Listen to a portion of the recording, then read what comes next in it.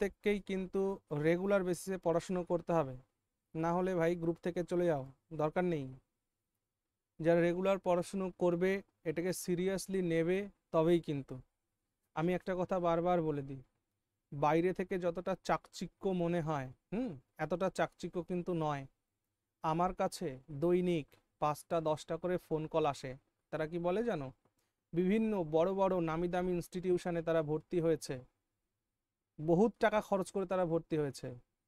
এমনকি online class যে YouTube চ্যানেলগুলো রয়েছে না, আমি নাম বলছি না, বিখ্যাত বিখ্যাত ইউটিউব চ্যানেল, তারা যে কোর্সগুলো দিচ্ছে, সেখানে যা পড়াচ্ছে মাথামুন্ডু কিছু বুঝতে পারছে না, এটা বলছে ওরা।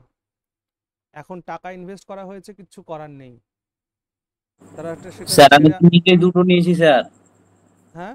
একটা বিজেনিয়াস আর একটা আপনার যে ডব্লিউবিসিএস মহাপ্যাক প্রজেক্টে রয়েছে ওদের। আমি তো নিজেই দুটো নিয়েছি, কিন্তু কিছু মাথা মুন্ডু কিছু বুঝতে পারি না, তারপর তো আপনার কাছে এখানে এলাম। আচ্ছা, তাহলে এবার তোমরা নিজেরাই বোঝার চেষ্টা মানে করো। আড্ডা ঠিক করতে হবে। এই ভাই, চ্যানেলের হ্যালো। নামটা করবে না, চ্যানেলের নামটা নয়, ওকে? কোনো চ্যানেলের নাম করার করে এগুলো এত ইউটিউবে যাবে একটা সময় না। আমি সেটাই বলছি, বিরাট বড় বড় চ্যানেলরা কিন্তু পশ্চিমবঙ্গে ভালোই একটা ব্যবসা ট্যাবসা করছে, কিন্তু দৈনিক ছেলে মেয়েদের ফোন আসে আমার কাছে, তোমরা বিশ্বাস করবে কিনা, আমি কল রেকর্ড দেখাতে পারি, যে তারা ফোন করে বলছে স্যার আমরা টাকা ইনভেস্ট করে দিয়েছি, কিছু করার নেই, কিন্তু আপনার চ্যানেলটা আমরা পরে খুঁজে পেয়েছি, এরকম বলছে। সো এই জন্য বলছি যে আমার এই ক্লাস যদি কেউ হালকা পাতলাভাবে নাও, সো ঠিক আছে, কোনো অসুবিধা নেই, কারো ভালো লাগবে কারো ভালো লাগবে না, এটা তো জোর করে কিছু হয় না। কিন্তু আমাদের এখানে যারা আছে, আমি চাইছি প্রত্যেকে রেগুলারলি ক্লাসটাকে করুক। এই যে আজকের ক্লাসটা লাইভ ক্লাসে থাকলে কি হয়, তোমাদের যে কোনো ডাউট থাকলে সেটা আমি ক্লিয়ার করতে পারি, বা তোমাদের থেকে কোনো প্রশ্ন জেনে সেটা যদি আমি না জানি, তাহলে সেটা আমি জানার চেষ্টা করি। এই জন্য না লাইভ ক্লাসে থাকতে হবে। আজকে আমরা বায়োলজির এমসিকিউ সিরিজের সেকেন্ড ক্লাস করছি, ক্লাস নাম্বার 2। তো দৈনিক আমাদের 50টা করে এমসিকিউ সিরিজ যেদিন হচ্ছে, 50টা করে এমসিকিউজ আমরা ক্লাসে করছি। সো এটা মাথায় রেখো, যে এটাকে যতটা সিরিয়াসলি তোমরা নেবে, ততটা কিন্তু তোমাদের জন্য সুবিধা হবে। বাকি তো দেখো, ইউটিউবের যা মানে আর্নিংস, সেটা তো আমি পেতেই থাকবো, এতে আমার কোনো কিচ্ছু আসে যায় না, এটা আসে যায় তোমাদের।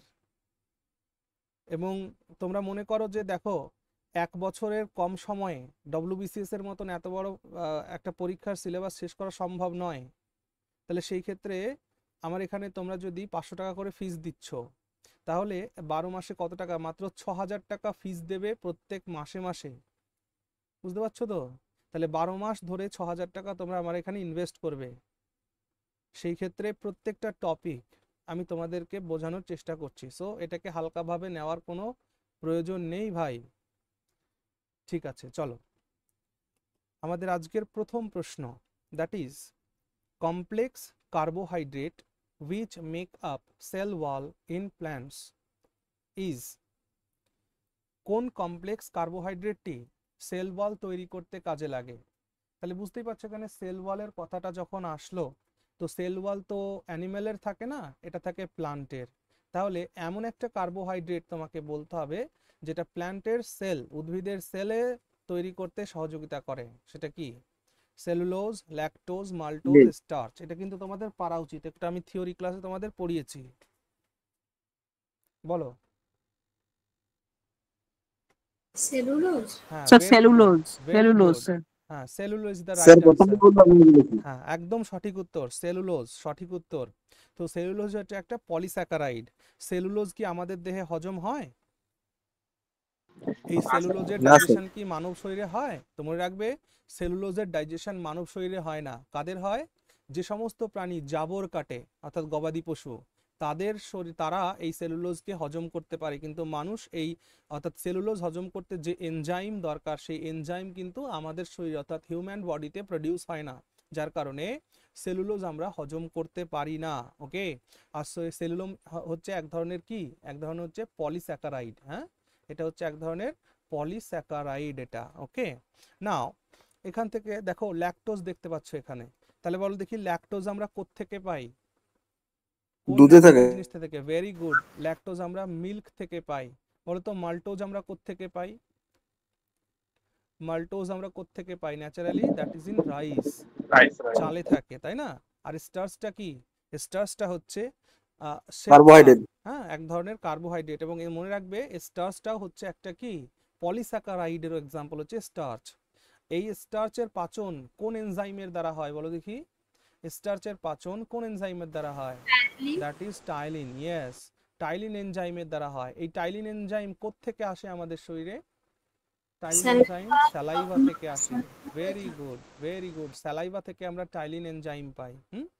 তাহলে টাইলিন এনজাইম আমাদের স্টার্চের সাহায্য। এবং বলো তো দেখি, এই স্টার্চের পাচন কোথায় শুরু হয়? স্টার্চের পাচন কোথায় শুরু হয়? মুখের থেকে। মুখ থেকে শুরু মুখগহ্বর। হয়, মাউথ থেকে, মুখগহ্বর থেকে। ভেরি গুড, সাবাস। চলো নেক্সট কোশ্চেনে চলে এসো। আচ্ছা, মনে রাখবে, হ্যাঁ, পেপার তৈরি করতেও কিন্তু সেলুলোজের ব্যবহার করা হয়। এটা পরীক্ষায় জিজ্ঞেস করা হয়, কিন্তু পেপার তৈরিতেও সেলুলোজের ব্যবহার করা হয় পেপার তৈরি করতে। চলো নেক্সট কোশ্চেন চলে এসো। Which of the following is a milk of protein? Milk, which of the following is a casing milk? Casing হ্যাঁ, তো ক্যাসিন। মিল্কের মধ্যে Yes, ক্যাসিন নামক প্রোটিন থাকে। Casein is very a- good, casein, casein. এবং বলো দেখি, ক্যাসিন প্রোটিনের পাচনে কে সাহায্য করে? ক্যাসিন নামক প্রোটিনটি কার পাচনে সাহায্য করে? এই যে উপরেরটা, রেনিন। এই রেনিন এনজাইম ক্যাসিনের পাচনে সাহায্য করে। হ্যাঁ, মনে পড়ছে তো বিষয়টা? বেশ, চলো next question. Blood is an example of dash type of tissue? Blood কোন ধরনের টিস্যুর এক্সাম্পল বলতে হবে? জোকোলা।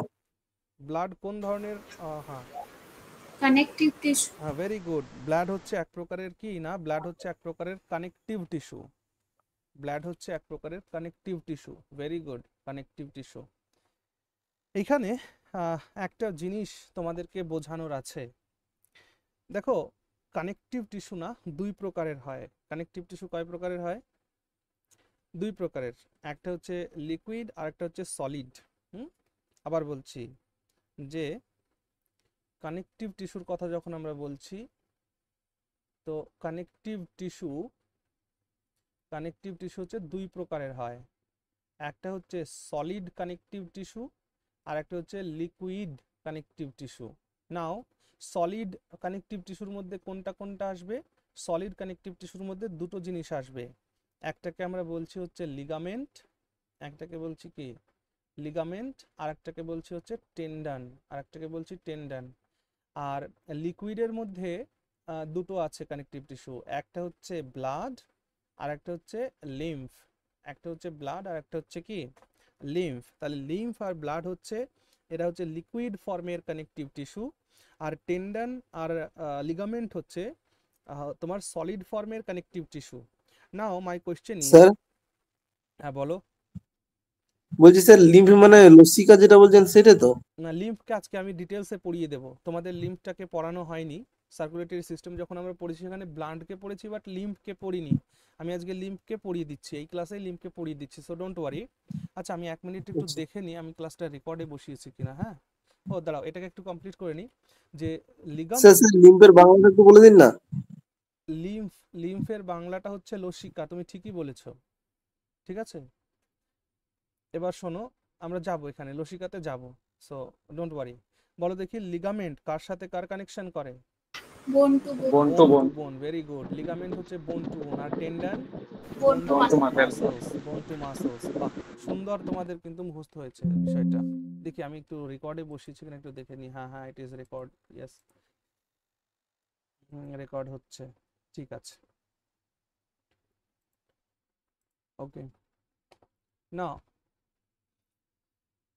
চলো আমরা একটু কানেকটিভ টিস্যুটা দেখে আসি, তারপরে অন্য জায়গায় আসছি। চলো, এই দেখো, কানেকটিভ টিস্যুর মধ্যে আমাদের আজকে আলোচনা করছি আমি লিম্ফ্যাটিক সিস্টেম সম্পর্কে। লিম্ফ্যাটিক সিস্টেম, আমাদের শরীরে যে সার্কুলেটরি সিস্টেম আছে, সেই সার্কুলেটরি সিস্টেমের মধ্যে না দুটো জিনিসের সার্কুলেশন হয়। এক হচ্ছে ব্লাডের আর একটা হচ্ছে লিম্ফের। Now question arises here, what is lymph? What is lymph? দেখো, লিম্ফ হচ্ছে রক্তের রসকে বলা হয় লিম্ফ। কি বলছি আরেকবার বলো? রক্ত রসকে বলা হয় লিম্ফ।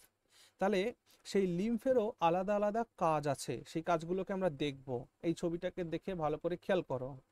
এই যে লাল রঙের যেটা দেখতে পাচ্ছ এটাকে বলে আর্টারি। আর্টারির কাজ কি? আর্টারি মানে হচ্ছে ধমনী।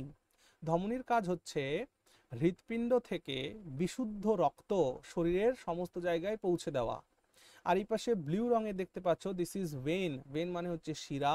শিরার কাজ হচ্ছে শরীরের প্রত্যেকটা অর্গান থেকে যে দূষিত রক্ত মানে কার্বন ডাইঅক্সাইড যুক্ত রক্তকে আবার হার্টের মাধ্যমে লাংসে পৌঁছে দেওয়া হচ্ছে ভেন্সের কাজ। ঠিক একটা কথা এখানে মাথায় রাখবা যে আর্টারিতে আমাদের লিম্ফ্যাটিক সিস্টেম আলোচনার জন্য এই আলোচনাগুলো দরকার, মন দিয়ে শোনো। আর্টারিতে না ব্লাড প্রেশারটা বেশি থাকে। আরেকবার বলো, আর্টারিতে কি থাকে বললাম? আর্টারিতে ব্লাড প্রেশার বেশি থাকে। আর ভেনের মধ্যে ব্লাড প্রেশার, এখানে ব্লাড প্রেশারটা হাই থাকে, আর এইখানে ভেনের মধ্যে ব্লাড প্রেশারটা কি থাকে? এখানে ব্লাড প্রেশারটা কম থাকে। তাহলে ভেনের মধ্যে ব্লাড প্রেশার কম থাকে, আর্টারির মধ্যে ব্লাড প্রেশার বেশি থাকে, যার কারণে দেখবে যে শিরাগুলো, যারা ভেন্স যেগুলো হয় সেই ভেনগুলো হয় খুবই হালকা পাতলা, নরম হয়, নরম। আর আর্টারি থাকে দেখবা শরীরের ভেতরের দিকে থাকে আর্টারি, আর শরীরের বাইরের দিকে থাকে হচ্ছে ভেন্স, যেটা আমাদের চোখে পড়ে। তাহলে আমাদের হাতের ওপর দিয়েই তোমরা হাতের কবজির দিকে খেয়াল করো, হাতের কবজি, যার যার কবজির দিকে তাকাও, দেখো তুমি সবুজ সবুজ দেখতে পাচ্ছ, যেটা ওই সবুজ সবুজ যেটা দেখতে পাচ্ছ ওইটা হচ্ছে ভেন্স দেখতে পাচ্ছ। আর ওই সবুজ সবুজের নিচে দেখো শক্ত শক্ত কিছু ঠেকছে হাতে, ওইগুলোকে বলা হয় কি? আর্টারি। তো আর্টারি আমাদের দেহের ভেতরের দিকে থাকে আর ভেন্সগুলো বাইরের দিকে থাকে।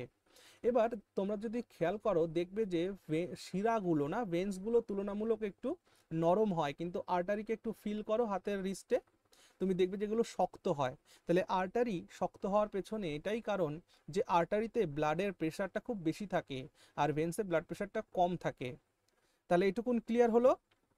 এবার আমি একটা ছবির মাধ্যমে তোমাদের টোটালটাকে বোঝানোর চেষ্টা করছি, what is lymph and anything. Okay, চলো এটুকুন হয়ে গেছে, স্ক্রিনশট নিয়ে নাও এটার একটা।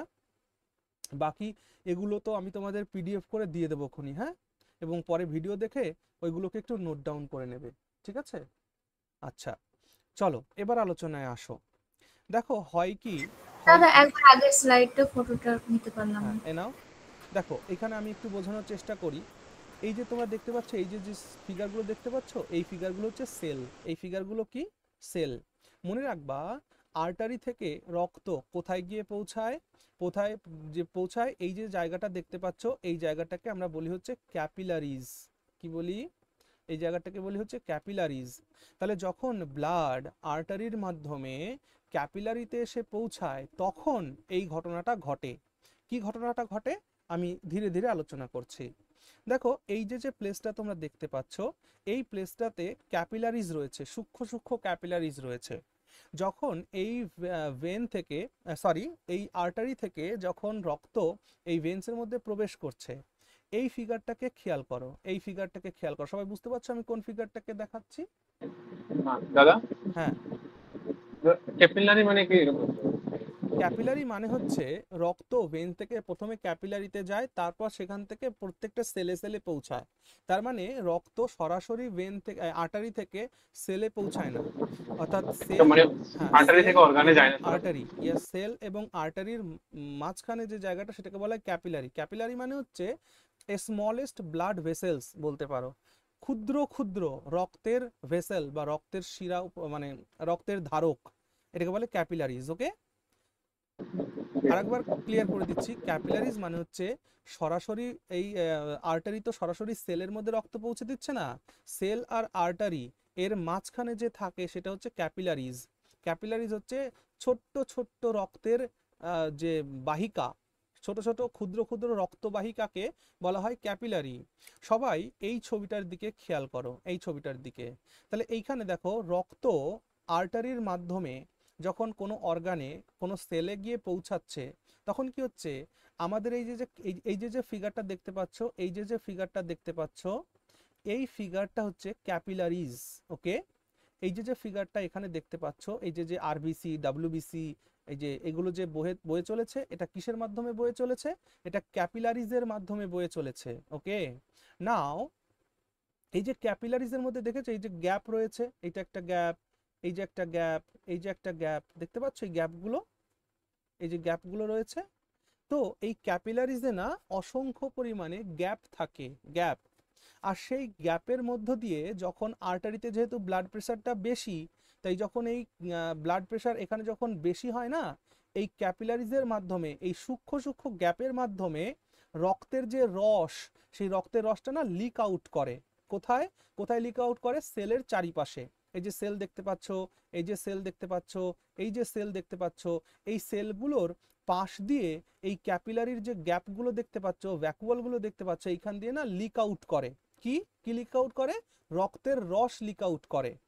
আর এই যে যে লিক আউট যে জিনিসটা দেখতে পাচ্ছ, এই জিনিসটা দেখতে পাচ্ছ, এটাকেই বলা হয় লিম্ফ। লিম্ফ, LIMPH, এবং এর প্রনাউন্সিয়েশনটা হবে LIMF, লিম্ফ। তাহলে লিম্ফ হচ্ছে একটা water like substance. Water like substance মানে এটা হচ্ছে কেমন না, এটা হচ্ছে কালারলেস, এটা হচ্ছে কালারলেস, এর কোনো রং নেই। ওকে, তাহলে লিম্ফ হচ্ছে রক্তের রস, সেটা কোষের চারিদিকে ছড়িয়ে পড়ে। কার মাধ্যমে? ক্যাপিলারিজের মাধ্যমে। ক্যাপিলারিতে অনেকগুলো পোর্স থাকে, ছোট ছোট পোর্স থাকে, আর সেই পোর্সগুলোর মধ্য দিয়ে সেই রক্তের রসটা ছড়িয়ে পড়ে। কোথায়? কোষের চারিপাশে ছড়িয়ে পড়ে। ওকে, এবং এই লিম্ফের মধ্যে কি থাকে দাদা? দেখো লিম্ফের মধ্যে এই আরবিসি বা ডব্লিউবিসি বেরিয়ে যেতে পারে, কিন্তু আরবিসি এই লিম্ফের এই যে যে ক্যাপিলারি যে হোলগুলো দেখছো এর মধ্যে দিয়ে বেরোতে পারে না। তার মানে লিম্ফের মধ্যে কি থাকে? লিম্ফের মধ্যে আরবিসি থাকে না। লিম্ফের মধ্যে থাকে বিভিন্ন ধরনের প্রোটিন, লিম্ফের মধ্যে থাকে বিভিন্ন ধরনের ফুড, নিউট্রিয়েন্টস, এবং বিভিন্ন ধরনের মিনারেলস, এবং তার সাথে থাকে ডব্লিউবিসি। কারণ যেহেতু ডব্লিউবিসি শেপলেস হয়, ডব্লিউবিসি যেহেতু কোনো শেপ হয় না, তার কারণে এই পোর্সগুলো দিয়ে ডব্লিউবিসি বেরিয়ে যেতে পারে, লিক আউট করতে পারে, কিন্তু আরবিসি বেরোতে পারে না। তাই এখানে একটা কথা দেখো, আরবিসির এখানে একটা পয়েন্ট লেখা আছে যে হেল্প ইন ইমিউনিটি। তাহলে লিম্ফের মধ্যে যেহেতু ডব্লিউবিসি থাকে, সেই কারণে লিম্ফ আমাদের ইমিউনিটিতে হেল্প করে। কারণ ডব্লিউবিসি হচ্ছে আমাদের শরীরের পুলিশ বাহিনী। পড়িয়েছিলাম না রক্তের সময় এটাকে, যে ডব্লিউবিসি হচ্ছে আমাদের শরীরের পুলিশ বাহিনী। তারা আমাদের শরীরে যেখানে যা কিছু হার্মফুল জিনিস আছে সেটাকে সে রেকটিফাই করার চেষ্টা করে। তাহলে আমরা এতক্ষণ বুঝলাম যে যখন এই আর্টারির মাধ্যমে রক্ত ক্যাপিলারিতে গিয়ে পৌঁছায়, তো ক্যাপিলারির গায়ে অসংখ্য ছিদ্র থাকে, ছোট ছোট, সেই ছিদ্র দিয়ে আরবিসি লিক আউট করতে পারে না, কিন্তু রক্তের রস এবং ডব্লিউবিসি, মিনারেলস, প্রোটিনস, এগুলো লিক আউট করে যায়। এবং সে লিক আউট করে কোথায় যায়? কোষের চারিপাশে ছড়িয়ে পড়ে, কোষের চারিপাশে ছড়িয়ে পড়ে। নাও এই যে কোষের চারিপাশে এগুলো ছড়িয়ে পড়লো, একটা রোগের নাম তোমরা শুনেছো? এলিফ্যান্টাসিস। এলিফ্যান্টাসিস বলে একটা ডিজিজ আছে। সেই এলিফ্যান্টাসিস ডিজিজে কি হয় আমি বলি। ধরো যে সকল ব্যক্তির কিডনি খারাপ হয়ে যায়, যে সকল ব্যক্তির কিডনি খারাপ হয়ে যায়, তাদের দেখবে পায়ে জল জমে যায়। এটা শুনেছো? তখন কি হয়? দেখেছি। পাটা কেমন হ্যাঁ হয়ে যায়? দেখেছি। ফুলে হাতির পায়ের মতন হয়ে যায় না? হ্যাঁ হ্যাঁ পা হ্যাঁ ফুলে হাতির পা, এটাকে বলা হয়, এই ডিজিজটাকে বলা হয় এলিফ্যান্টাসিস। তাহলে এটা কেন হচ্ছে দাদা? এলিফ্যান্টাসিস ডিজিজটা হয় হচ্ছে লিম্ফ্যাটিক সিস্টেম প্রপারলি ওয়ার্ক না করার জন্য। আবার বলছি, এলিফ্যান্টাসিস ডিজিজটা হয় কেন? লিম্ফ্যাটিক সিস্টেম প্রপারলি কাজ না করার জন্য। এবার তাহলে কোষের চারিপাশে এগুলো যখন লিক আউট হয়ে গেল, এবার এই লিম্ফগুলো, এই রক্ত রসগুলো যদি এখান থেকে সরতে না পারে, তাহলে কি হবে? কোষের চারিপাশে এরা জমতে থাকবে না, এবং এদের এত পরিমাণে জমতে থাকবে যে পরবর্তীকালে এই সেলগুলোকে প্রেশারাইজ করতে থাকবে, যার কারণে সেল ড্যামেজ হতে শুরু করবে এখানে, এবং ধীরে ধীরে ধীরে ধীরে ওই অর্গানটাকে বিকল করে দেবে। এই জন্য দেখবে এই যে মুমূর্ষ পেশেন্ট যাদের এলিফ্যান্টাসিস হয়ে যায়, তারা পা দিয়ে আর কিছু কাজ করতে পারে না, না পা নাড়াতে পারে, না পাতে কোনো ফিল হয়, সমস্ত সিস্টেমটা বিকল হয়ে যায়, এবং তারপর প্যারালাইসিস হয়ে ব্যক্তির মৃত্যু হয়। এই হলো এলিফ্যান্টাসিস। তাহলে এলিফ্যান্টাসিস ডিজিজ কেন হয় আমরা এটুকুন বুঝে নিলাম। এবার ঘটনা হচ্ছে, এটা তো প্রত্যেকটা জীবিত মানুষের শরীরে এই ঘটনা ঘটে চলেছে। তাহলে এই যে ক্যাপিলারির ছিদ্র দিয়ে যে লিম্ফগুলো, রক্তের রসগুলো বেরিয়ে গেল, লিক আউট হলো, এদের এবার কি হবে? এরা কি এখানে জমতে থাকবে? না, এদেরকে বহন করার জন্য যে ভেসেলসগুলো থাকে সেই ভেসেলসগুলোকে বা তাদের যে চক্র সেটাকেই বলা হয় লিম্ফ্যাটিক সিস্টেম। কি বলা হয় তাদের? Lymphatic system. এইখানে যে ছবিটি তোমরা দেখতে পাচ্ছ এটা একটা লিম্ফ্যাটিক ভেসেলস, এটা একটা লিম্ফ্যাটিক ভেসেলসের ছবি দেখতে পাচ্ছ। এই যে যে সবুজ রঙের দেখতে পাচ্ছ এই সবুজ রঙেরটাই বড় করলে জুম ইন করলে এরকম রূপ দেখতে পাবে। তাহলে আমাদের শরীরে রক্ত পরিবহন করার জন্য যেমন ভেন্স আর্টারিজ রয়েছে তেমনি রক্ত রস বহন করার জন্য অর্থাৎ লিম্ফ কে বহন করার জন্য আমাদের শরীরে লিম্ফ ভেসেলস রয়েছে। লিম্ফ ভেসেলস এই যে সবুজ রঙের দেখতে পাচ্ছ এগুলো হচ্ছে লিম্ফ ভেসেলস। তাহলে তারা কি করে? এই যে দেখতে পাচ্ছ কোষের চারিপাশ দিয়ে এই যে লিম্ফ ভেসেলস গুলো রয়েছে, এটা একটা লিম্ফ ভেসেলস। যেখানে যেখানে লিম্ফ গুলো লিক আউট হয়েছিল সেই সমস্ত জায়গা দিয়ে এরকম লিম্ফ ভেসেলস আছে। এই লিম্ফ ভেসেলসের কাজটা কিভাবে করে দাদা? লিম্ফ ভেসেলস কাজ করে কিভাবে দেখো, এই যে লিম্ফ ভেসেলসটাকে জুম ইন করলে এরকম দেখা যায়। তাহলে এইখান দিয়ে কি ছড়িয়ে ছিটিয়ে আছে বলো দেখি? লিম্ফ এখান দিয়ে ছড়িয়ে ছিটিয়ে আছে। এইবার এইখানে তুমি মুখটাকে দেখতে পাচ্ছ, লিম্ফ ভেসেলের মুখগুলোকে দেখো। এইখান দিয়ে না যখন লিম্ফ যখন প্রেসারাইজ করবে তখন এই পাশটা ওপেন হয়ে যাবে। এই পাশটা ওপেন হয়ে গেলে লিম্ফ ভেতরে প্রবেশ করে গেল, এই পাশ দিয়ে লিম্ফ ভেতরে প্রবেশ করে গেল, এই পাশ দিয়ে লিম্ফ ভেতরে প্রবেশ করে গেল। কিন্তু এদের গঠনটা দেখতে পাচ্ছ যে এই জিনিসটা কি আর বেরোতে পারবে? কারণ মুখটা তো বন্ধ হয়ে যাচ্ছে, বেরোতে পারবে না। তাহলে লিম্ফ্যাটিক ভেসেলসের কাজটা কি বোঝা গেছে? যে এখানে হচ্ছে ওয়ান ওয়ে, যেখান বাইরে থেকে ভেতরে প্রবেশ করতে পারবে কিন্তু বেরোতে পারবে না। ছবিটাকে আরো ভালোভাবে রিয়ালাইজ করো। এই দেখো এখানের থেকে এটা প্রেসার দিলে এটা ভেতরে ঢুকে যাবে কিন্তু এটার লিক আউট করতে পারবে না, এটার বেরোতে পারবে না, মুখটা বন্ধ হয়ে যাবে। বুঝতে পেরেছি আমরা লিম্ফ ভেসেলের কাজটা কি? নাও এবার কথা হলো যে দাদা এই যে লিম্ফ ভেসেলগুলো রয়েছে, এই লিম্ফ ভেসেলগুলো রয়েছে, এই লিম্ফ ভেসেলের মধ্যে অসংখ্য পরিমাণে লিম্ফ নোডস থাকে। আরেকবার বলছি, এই যে লিম্ফ ভেসেলগুলো দেখছো এই লিম্ফ ভেসেলে অনেকগুলো বা প্রচুর পরিমাণে লিম্ফ নোডস থাকে। তাহলে দাদা লিম্ফ নোডস কি জিনিস? দেখো লিম্ফ নোডস হচ্ছে এই যে যে লিম্ফগুলো না, এই যে রক্ত রস এখান দিয়ে রয়েছে এগুলো তো এর মধ্যে প্রবেশ করছে, ঠিক আছে। কিন্তু এই যে যে ছবিটা দেখতে পাচ্ছ এগুলো কিসের ছবি? এটা হচ্ছে ব্যাকটেরিয়ার ছবি বা জীবাণুর ছবি। যখন আমাদের শরীরে কোনো ব্যাকটেরিয়া প্রবেশ করে বা জীবাণু প্রবেশ করে তাদেরকে তো ধ্বংস করতে হবে, এবং তারা কি করে না এই সমস্ত জীবাণুগুলোও কিন্তু এর মধ্যে প্রবেশ করে যায়। তাহলে যখনই এই ব্যাকটেরিয়া বা জীবাণু বা হেটেরোজেনাস সাবস্ট্যান্স যখন এই লিম্ফ্যাটিক ভেসেলের মধ্যে প্রবেশ করে তখন সেই জায়গাটা এরকম মোটা হয়ে যায়, এরকম বা জায়গাটা মোটা হয়ে যায়। এবার কথা হলো কেন মোটা হয়ে যায়? এই যে যে জিনিসগুলো দেখছো এই যে গোল গোল বলের মতো এই জিনিসগুলোকে বলা হয় লিম্ফ্যাটিক নোডস, এগুলোকে বলা হয় লিম্ফ্যাটিক নোডস। এই লিম্ফ্যাটিক নোডসের মধ্যে এই জীবাণুগুলো এই ব্যাকটেরিয়াগুলো যখন এখানে চলে যাবে এই লিম্ফ ভেসেলসের মধ্যে তখন এই যে ডব্লিউবিসি দেখতে পাচ্ছ ডব্লিউবিসিও এর মধ্যে প্রবেশ করে যায়। কেন? কারণ এটাকে মারতে হবে তো, কারণ ডব্লিউবিসি হচ্ছে পুলিশ বাহিনী, যখনই এই হার্মফুল জিনিস ঢুকে গেছে তখন তাকে মারতে হবে। যার কারণে এই যে দেখতে পাচ্ছ মোটা হয়ে গেছে। মোটা হচ্ছে কেন? কারণ এখানে একটা ব্যাকটেরিয়াকে যখনই ডব্লিউবিসি দেখেছে তখনই ডব্লিউবিসি গিয়ে এখানে অ্যাটাক করেছে। তাহলে সমগ্র লিম্ফ্যাটিক ভেসেলস জুড়ে আমরা এরকম অসংখ্য লিম্ফোটিক নোডস দেখতে পাবো। মনে রাখবা লিম্ফ্যাটিক নোডস সব থেকে বেশি আমরা যদি আমাদের শরীরে ফিল করতে চাই, কোথায় ফিল করবো বলো তো? কানের নিচে, গলায়, কানের নিচে গলায়। দেখেছো ডাক্তারবাবুদের কাছে যখন কোনো পেশেন্ট যায় তখন দেখেছো কানের নিচে ডাক্তারবাবুরা টাচ করে ফিল করে দেখে? এটা কেউ খেয়াল করেছো? গলার পাশে কানের নিচে এরকম টাচ করে করে দেখে না? এইখানে না প্রচুর পরিমাণে লিম্ফ্যাটিক ভেসেলস রয়েছে আমাদের গলায়। তো সেইখানে ডাক্তারবাবু ফিল করার চেষ্টা করে যে এইরকম লিম্ফ্যাটিক নোডস প্রেজেন্ট আছে কিনা। যদি আমাদের শরীর অসুস্থ হয় তাহলে আমাদের শরীরে গলায় ফিল করলে ডাক্তারবাবুরা বুঝতে পারেন যেখানে অসংখ্য লিম্ফ্যাটিক নোডস ক্রিয়েট হয়েছে।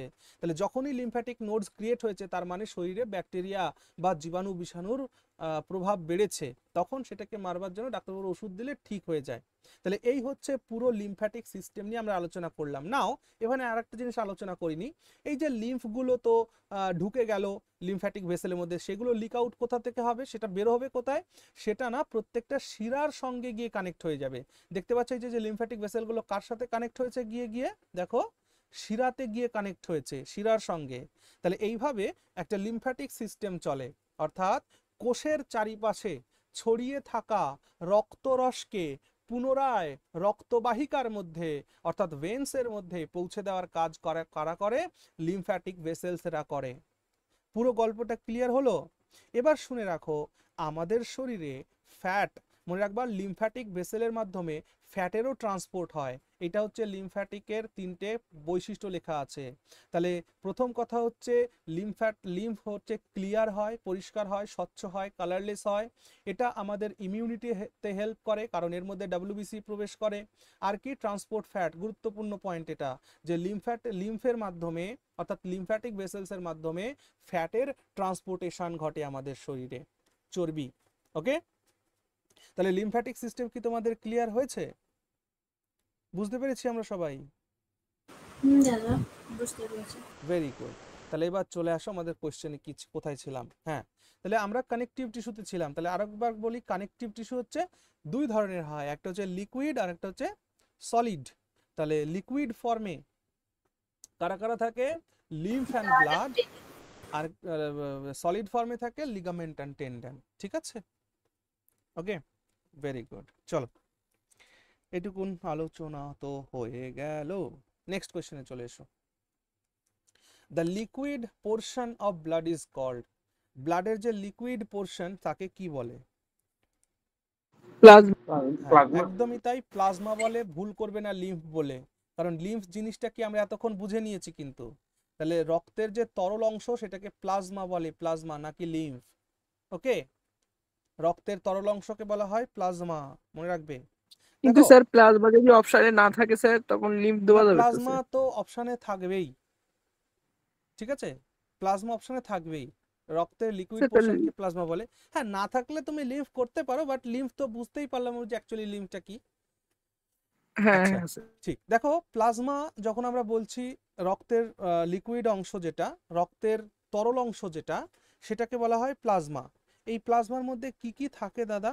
মনে রাখবে, আমাদের যে টোটাল রক্ত থাকে, হ্যাঁ, মানে total volume of blood, total volume of blood, রক্তের মোট অংশের 50 থেকে 50%, রক্তের মোট অংশের 50 থেকে 50%ই কি থাকে না, এটা থাকে হচ্ছে প্লাজমা। এটা হচ্ছে প্লাজমা। তাহলে রক্তের 50 থেকে 55% কি জিনিস থাকে না, সেটা থাকে প্লাজমা থাকে। এবার কথা হলো দাদা, প্লাজমার মধ্যে কি থাকে? দেখো, প্লাজমার মধ্যে থাকে হচ্ছে ওয়াটার থাকে। প্লাজমার মধ্যে মনে রাখবে ওয়াটার থাকে 90%, অর্থাৎ প্লাজমার মধ্যে 90% থাকে জল। আর প্লাজমার মধ্যে থাকে হচ্ছে ডিফারেন্ট টাইপস অফ প্রোটিন। কয় পার্সেন্ট থাকে না? প্রোটিন থাকে 7% প্রোটিন থাকে। আর বিভিন্ন ধরনের সল্ট আর মিনারেলস থাকে। ঠিক আছে, আমাদের শরীরে 12 প্রকারের সল্ট পাওয়া যায়। তাহলে আর কি থাকে? আর থাকে হচ্ছে salt plus minerals. Salt plus minerals থাকে। এই সল্ট আর মিনারেলস কত পার্সেন্ট থাকে? সেটা হচ্ছে 3% থাকে। ওকে, মনে থাকবে এটা। তাহলে আমাদের শরীরের রক্তের যে তরল অংশ সেটাকে বলা হয় হচ্ছে প্লাজমা। প্লাজমার 90% জল, 7% প্রোটিন আর সল্ট মিনারেলস মিলিয়ে বাকি 3%। ক্লিয়ার হলো এটা? এই প্রশ্ন উত্তর হলো। ওকে, নাও নেক্সট। স্যার স্যার হ্যাঁ বলো।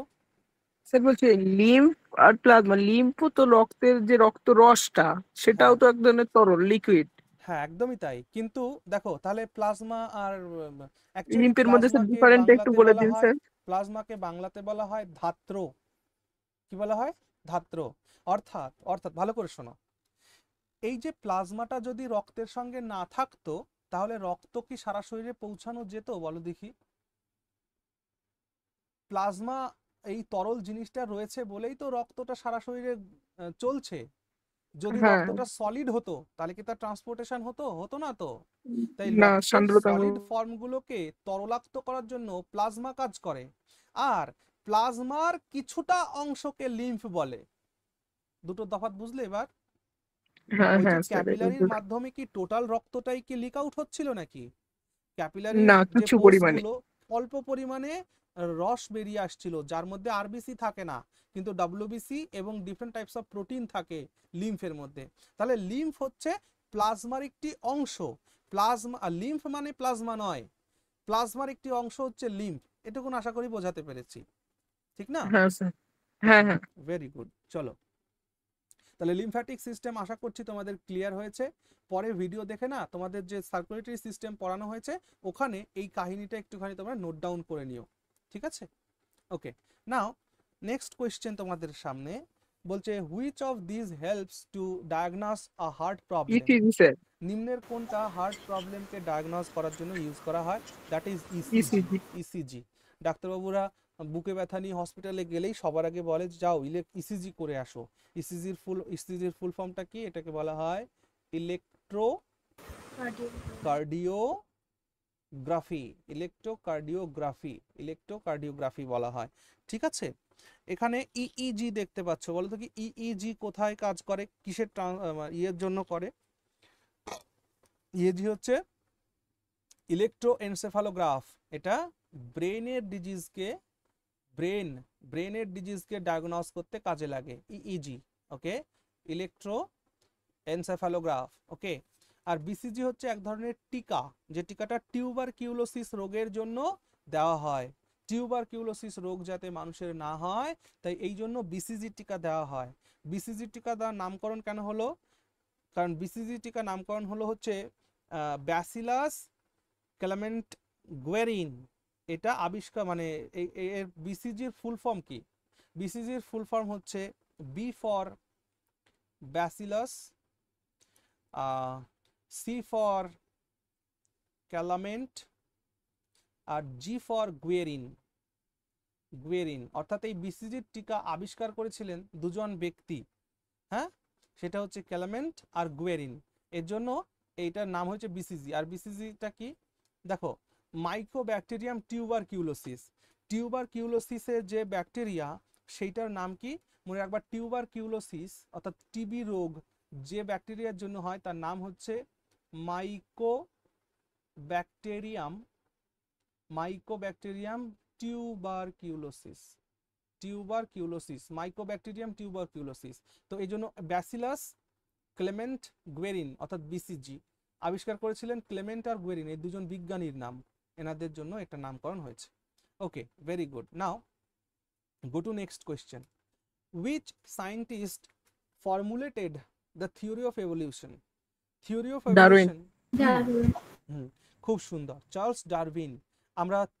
আমরা বায়োলজি থিওরি ক্লাসে এই চার্লস ডারউইনের এভলিউশন থিওরি পড়ব। সেখানে গিয়ে দেখব যে আজকের দিনে দাঁড়িয়ে যে পৃথিবীকে আমরা দেখতে পারি সেটা আগে কি অবস্থায় ছিল। মনে রাখবে এখান থেকে একটা বই জিজ্ঞেস করে, চার্লস ডারউইন একটি বই লিখেছিলেন, সেই বইয়ের মধ্যে তিনি থিওরি অফ এভলিউশনকে এক্সপ্লেন করেছিলেন, যার নামটা হচ্ছে on the origin of species. এই বইটির মাধ্যমে তিনি এভলিউশন থিওরি প্রপাউন্ড করেছিলেন, দিয়েছিলেন। আমরা এখানে অ্যারিস্টটলকে দেখতে পাচ্ছি। অ্যারিস্টটল কে বলতো? অ্যারিস্টটলকে বলা হয় ফাদার অফ বায়োলজি, এবং তার সাথে সাথে তাকে না ফাদার অফ জুওলজিও বলা হয়। এটা আমরা আলোচনা করেছি, প্রাণীবিদ্যা বা জীববিদ্যার জনক, জুলজি। হ্যাঁ, father of zoology and father of biology, এই দুটোই হচ্ছেন অ্যারিস্টটল। আলেকজান্ডার ফ্লেমিং, বলো দেখি আলেকজান্ডার ফ্লেমিং পেনিসিলিন আবিষ্কার করেছিলেন। পেনিসিলিন হচ্ছে এক প্রকারের অ্যান্টিবায়োটিক।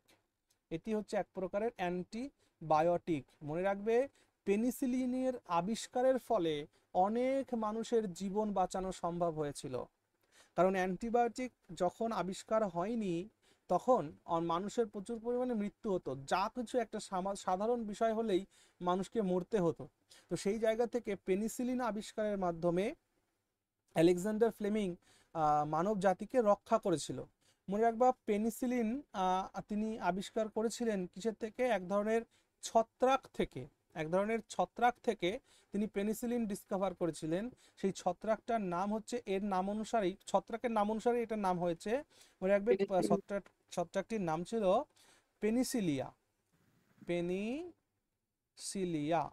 পেনিসিলিয়া ছিল ছত্রাকটির নাম। এটা এক ধরনের ফাঙ্গাই। পরীক্ষায় জিজ্ঞেস করে কিসের থেকে পেনিসিলিন আবিষ্কার হয়েছে। ওকে, নাও চলো নেক্সট। প্রশ্ন হচ্ছে the normal human heartbeat per minute on an average is. একজন নর্মাল মানুষের শরীরে হার্টবিট কত হয়, এটা প্রশ্ন। ওকে, 90 থেকে 100 স্যার। নর্মাল কত 60 থেকে 100 হার্টবিট? বলো স্যার। হ্যাঁ এ হবে কি? হ্যাঁ, একদমই তাই, অপশন এ সঠিক উত্তর। কেন 72 এমনটা বার বোধহয় দেখো, আমরা এটা কয়েকটা জিনিস জেনে নিই হার্টবিট সম্পর্কে। আমি যখন অ্যাভারেজ হার্টবিটের কথা বলছি, অ্যাভারেজ হার্টবিট কত না, অ্যাভারেজ হার্টবিট হচ্ছে 72 পার মিনিট, তাই না? মিনিটে 72 বার, এটা হচ্ছে অ্যাভারেজ হার্টবিট। কিন্তু আমাদের আমাদের পরিবেশে বা আমাদের পৃথিবীতে 3 ধরনের মানুষ আমরা দেখতে পাই। একটা হচ্ছে মানে গর্ভ অবস্থায়, একটা জন্মের পর বেবিজ, আর একটা হচ্ছে ওল্ড এজ, ঠিক আছে না? তো এই 3 বয়সে না 3 রকমের ব্লাড প্রেশার হার্টবিট পরিলক্ষিত হয়। অর্থাৎ যখন একটা শিশু ফিটাস অবস্থায় থাকে, মায়ের পেটের মধ্যে থাকে, সেই অবস্থায় তার অ্যাভারেজ যে হার্টবিট হয় সেটা কত হয়? সেটা হয় হচ্ছে 150 পার মিনিট। হ্যাঁ, অর্থাৎ একটা শিশু যখন মায়ের পেটের মধ্যে থাকে, অর্থাৎ ফিটাস অবস্থায় থাকে, তখন তার হার্টবিট হচ্ছে 150 পার মিনিট হয়।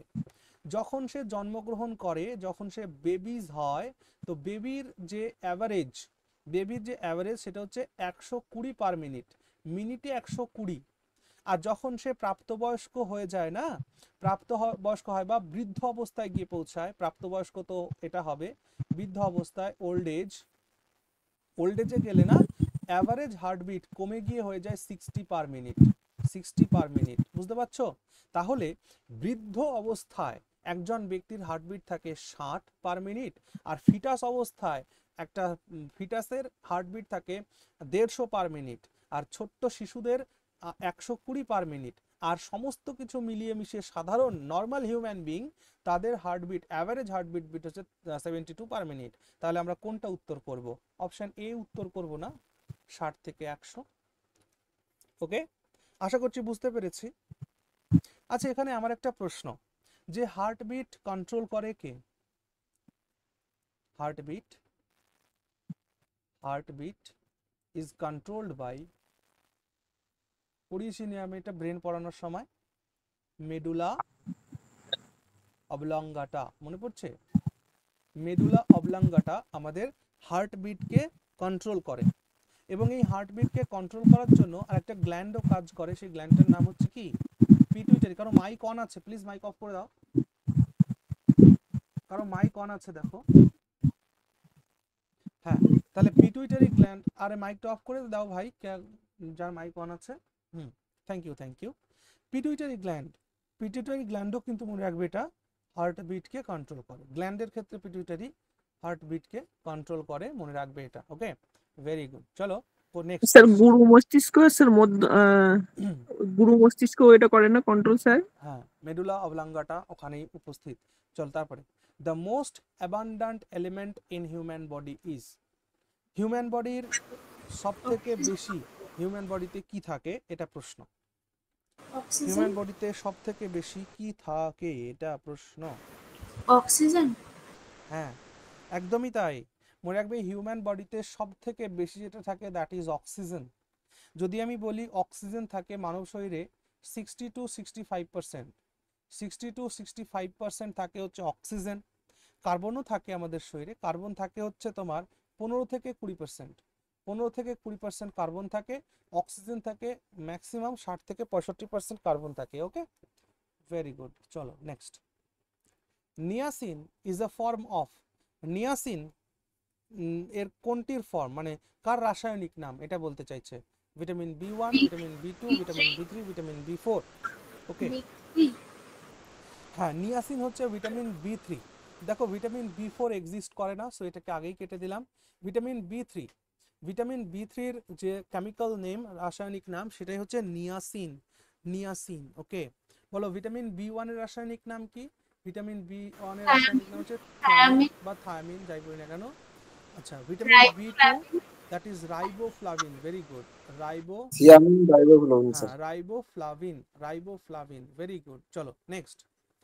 Which acid is present in sour milk?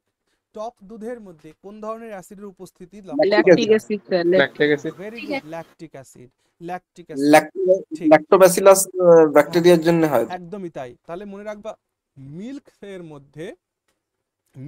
মধ্যে ল্যাকটিক অ্যাসিড এর প্রেজেন্স কার জন্য হয়? এক ধরনের ব্যাকটেরিয়ার জন্য হয়, তার নাম ল্যাক্টোব্যাসিলাস। ওকে, ল্যাক্টোব্যাসিলাস ব্যাকটেরিয়ার কারণে মিল্ক কার্ডে পরিণত হয়, দই এ পরিণত হয়, হ্যাঁ, ল্যাকটিক অ্যাসিডে পরিণত হয়। ভালো কথা, সুন্দর। চলো নেক্সট। আচ্ছা বলো দেখি, সাইট্রিক অ্যাসিড এটা আমরা কোত্থেকে পাই? সাইট্রিক অ্যাসিড যত ধরনের টক যত ফল আমরা খাই, ভিটামিন সি। সিট্রাস ফ্রুটস, লেবু থেকে যত ধরনের সিট্রাস ফ্রুট আছে, টক ফল আছে, লেমন, এর থেকে আমরা সাইট্রিক অ্যাসিড পাই। বলে দেখি, গ্লাইকলিক অ্যাসিড কোত্থেকে পাই আমরা?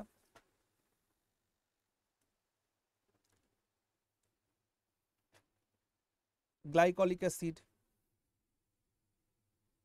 আচ্ছা তারপরে বলো, যারা ভিডিও দেখছো ইউটিউবে, তারা কমেন্টে লেখো গ্লাইকলিক অ্যাসিড এক্সিস্ট করে কিনা, আর যদি এক্সিস্ট করে কোত্থেকে পাই আমরা।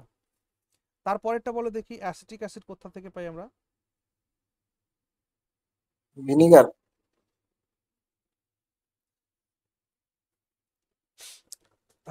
বাকিরা বলো দেখি।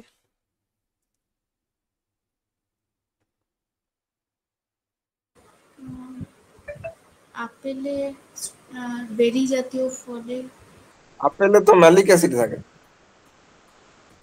অ্যাসিটিকও পড়েছিলাম, ম্যালিক অ্যাসিড তো ছিল। বলতে পারবো না দাদা, মনে হচ্ছে। গ্লাইকলিক অ্যাসিডের কাজ কি সেটা বলো।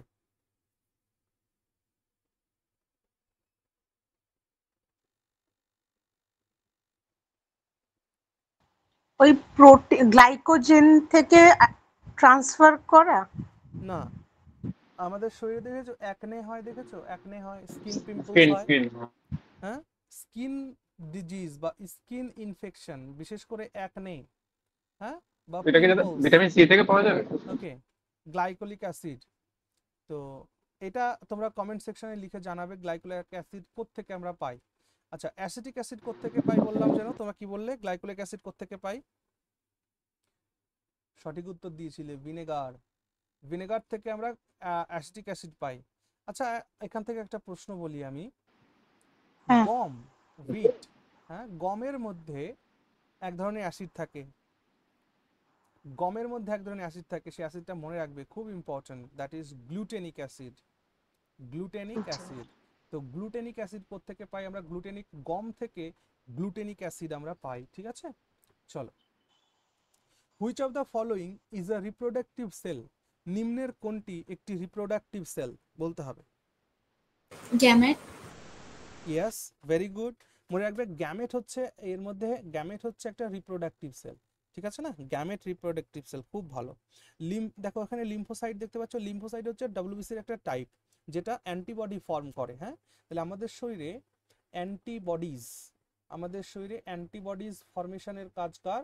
না, অ্যান্টিবডিজ ফর্মেশনের কাজ হচ্ছে লিম্ফোসাইটসের অ্যান্টিবডি ফর্মেশনের কাজ। আর এখানে বলছি রিপ্রোডাক্টিভ সেল হচ্ছে গ্যামেট। Very good. চলো নেক্সট কোশ্চেনে চলে আসো। When is the World Ozone Day celebrated? World ozone day কবে সেলিব্রেট করা হয়? বলে ফেলো। 16 সেপ্টেম্বর। ওয়ার্ল্ড ওজোন ডে, দেখি বাকিরা আর কিছু বলে কিনা। ডিসেম্বর কি? 16 ডিসেম্বর। ডিসেম্বর। 16 ডিসেম্বর পেলাম, 16 আর কি পেলাম, সেপ্টেম্বর পেলাম। বাকিরাও একটু উত্তর দাও দেখি। হ্যাঁ, একটা না একটা তো হবেই।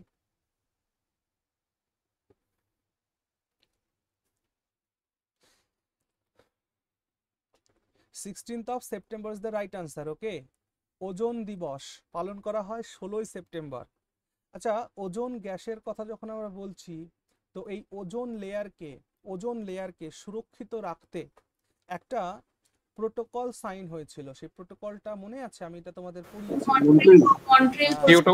Very good, Montreal protocol. হ্যাঁ, Montreal protocol.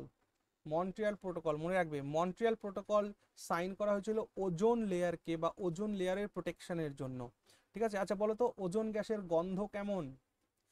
How is the Rotten smell fish. Of ozone, ozone gas? Pungent ফিশিস। পচা মাছের মতন। বলছে বছর হবে। রটেন ফিশ, পচা মাছের Rotten মতন হচ্ছে ওজোন গ্যাসের গন্ধটা। খুব ভালো, খুব ভালো, বেশ চলো। এখানে যদি আমরা প্রোটোকলের কথা বলি তাহলে কেউ একজন আরেকটা প্রোটোকল বলছিলে, কিয়োটো Kyoto প্রোটোকল protocol, বলছিলে, তাই না? তো কিয়োটো প্রোটোকল, আচ্ছা যারা ভিডিও দেখছো তারা কমেন্ট সেকশনে লিখো কিয়োটো প্রোটোকল কিসের জন্য সাইন করা হয়েছিল। global warming হবে স্যার। হ্যাঁ। ঠিক স্যার আছে, হ্যাঁ বলো।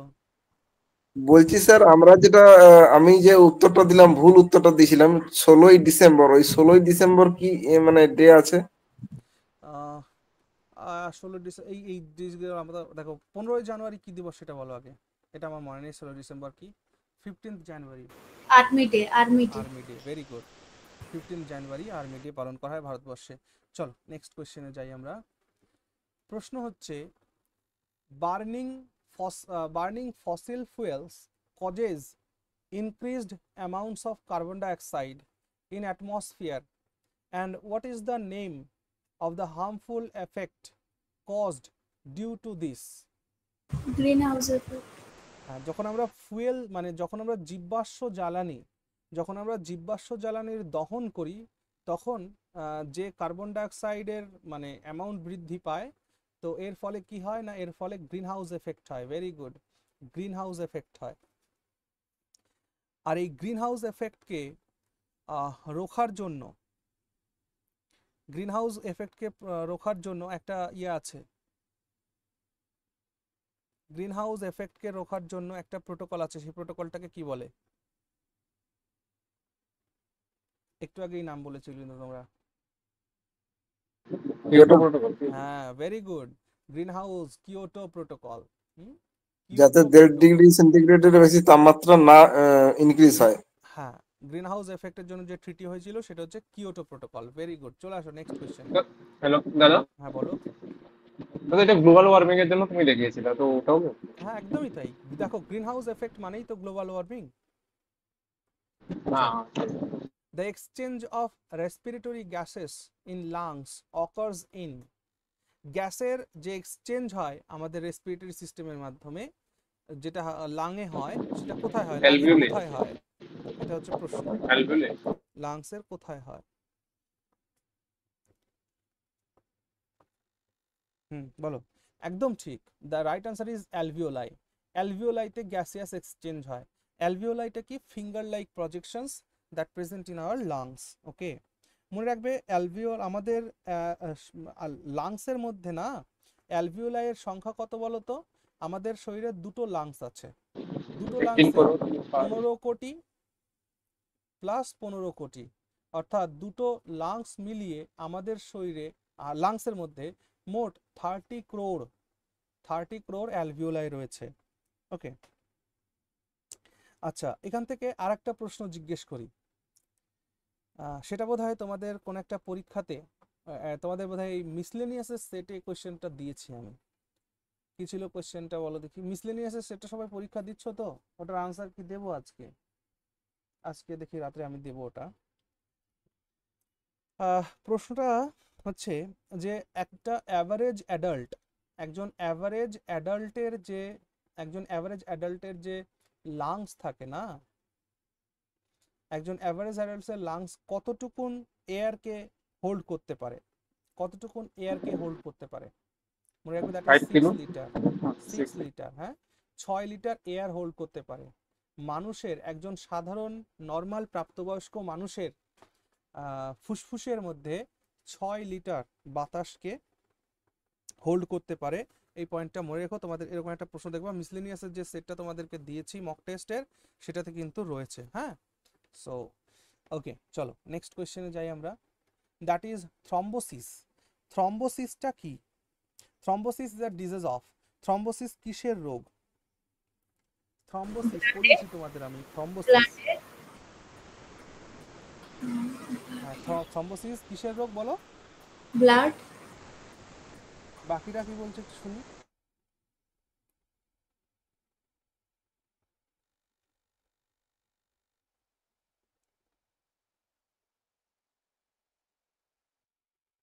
ব্লাডে হবে দাদা।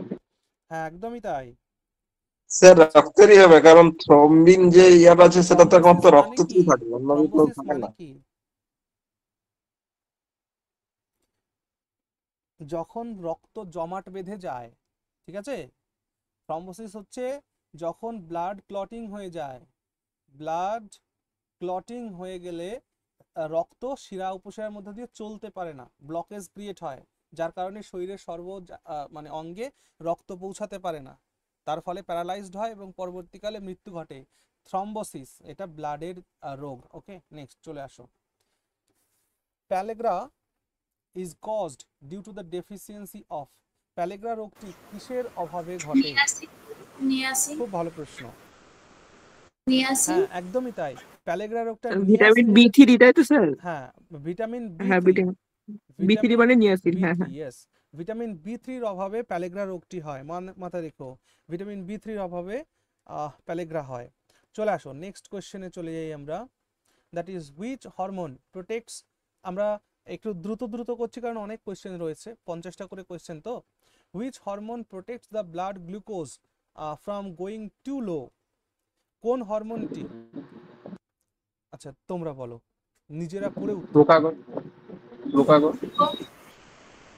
হ্যাঁ, ইনসুলিন নয় তো? ইনসুলিন তো মনে হচ্ছে স্যার। আমি গ্লুকাগন এই জন্য হবে। বলছি যে তোমরা নিজেরা কোশ্চেনটা পড়ে উত্তর দাও। ভাই আমার সঠিক উত্তর দিয়েছে, দ্যাট ইজ গ্লুকাগন। কোশ্চেন পড়ে উত্তর দিতে হবে কিন্তু। প্রশ্নে কি বলা হচ্ছে? Which hormone protects the blood glucose from going to low. Blood glucose যাতে একেবারে কমে না যায় সেটাকে দেখার জন্য কোন হরমোন সাহায্য করে? That is glucagon hormone. ঠিক আছে? গ্লুকাগন হরমোন রক্তে গ্লুকোজের মাত্রাকে বাড়ায়। প্রসেসটা কি? দুটো প্রসেস ছিল। একটা হচ্ছে গ্লুকোজ, গ্লুকোজ কিসে কনভার্ট হয়? গ্লাইকোজেনে কনভার্ট হয়, এটা একটা প্রসেস। আর গ্লাইকোজেন কিসে কনভার্ট হয়? গ্লুকোজে কনভার্ট হয়। গ্লুকোজ এবং এই দুটো কাজই কে করে? এই দুটো কাজই করে যে সে হচ্ছে লিভার। তো গ্লুকোজকে গ্লাইকোজেনে কনভার্ট করার কাজটা করে হচ্ছে ইনসুলিন হরমোন, যেটা আমাদের প্যানক্রিয়াসের বিটা সেল থেকে সিক্রেশন হয় ইনসুলিন হরমোনের। আর এই ইনসুলিন হরমোন লিভারের সহযোগিতায় গ্লুকোজকে গ্লুকাগনে কনভার্ট করে। হ্যাঁ, সরি গ্লাইকোজেনে কনভার্ট করে। আর সেই গ্লাইকোজেন কোথায় স্টোর থাকে? লিভারে স্টোর থাকে। এবার যখন শরীরে আমরা বেশ কয়েকদিন ধরে যদি না খেয়ে থাকি তাহলে আমাদের শরীরে গ্লুকোজ কমবে, কিন্তু আমাদের শরীরে তো গ্লুকোজকে গ্লাইকোজেন ফর্মে স্টোর করা আছে। তখন সেই গ্লাইকোজেনকে আবারও গ্লুকোজে কনভার্ট করবে লিভার, কার সহযোগিতা নিয়ে? গ্লুকাগন, গ্লুকাগন হরমোনের সহযোগিতা নিয়ে। আর এই গ্লুকাগন হরমোন প্যানক্রিয়াসের অ্যালফা সেল থেকে সিক্রেট হয়। তাহলে ইনসুলিন হরমোন হচ্ছে বিটা সেল থেকে সিক্রেশন হয়, আর অ্যালফা সেল থেকে গ্লুকাগন হরমোনের সিক্রেশন হয়। এটাকে বলা হয় গ্লাইকোজেনেসিস, এটাকে বলা হয় গ্লাইকোজেনেলেসিস প্রসেস। ওকে না? ক্লিয়ার এই পর্যন্ত? এগুলো সব থিওরি ক্লাসে কিন্তু পড়ানো হয়েছে। আচ্ছা, এবার চলে আসো নেক্সট কোশ্চেনে, that is what is riboflavin. রাইবোফ্লাভিনটা কি? ভিটামিন রাইবোফ্লাভিন হচ্ছে এক ধরনের ভিটামিন, এবং কোনটা ভিটামিনের কোনটা তাও আবার? That is B2, B2, B2 riboflavin. Very good. চলে আসো। Which of the following devices controls the heart rate of patients. কোন রোগীর হার্ট রেট কন্ট্রোল করে কোন যন্ত্র? পেসমেকার। একদমই তাই, পেসমেকার। মনে রাখবে সঠিক উত্তর।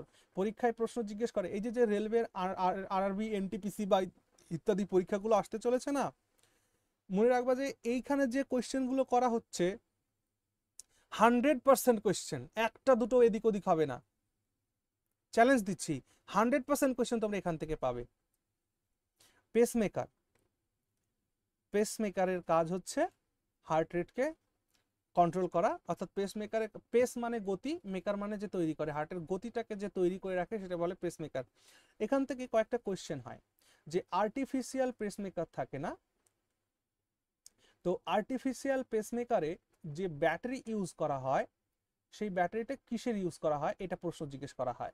তাহলে আর্টিফিশিয়াল পেসমেকারে যে ব্যাটারি ইউজ করা হয় মনে রাখবে সেই ব্যাটারিটা ইউজ করা হয় লিথিয়াম আয়নের ব্যাটারি ইউজ করা হয়, মনে থাকবে লিথিয়াম আয়ন এর ব্যাটারি ইউজ করা হয় কোথায়? আর্টিফিশিয়াল পেসমেকারের মধ্যে। আর একটা প্রশ্ন জিজ্ঞেস করলেও করতে পারে, সেটা হচ্ছে পেসমেকার আবিষ্কার করেছেন কে?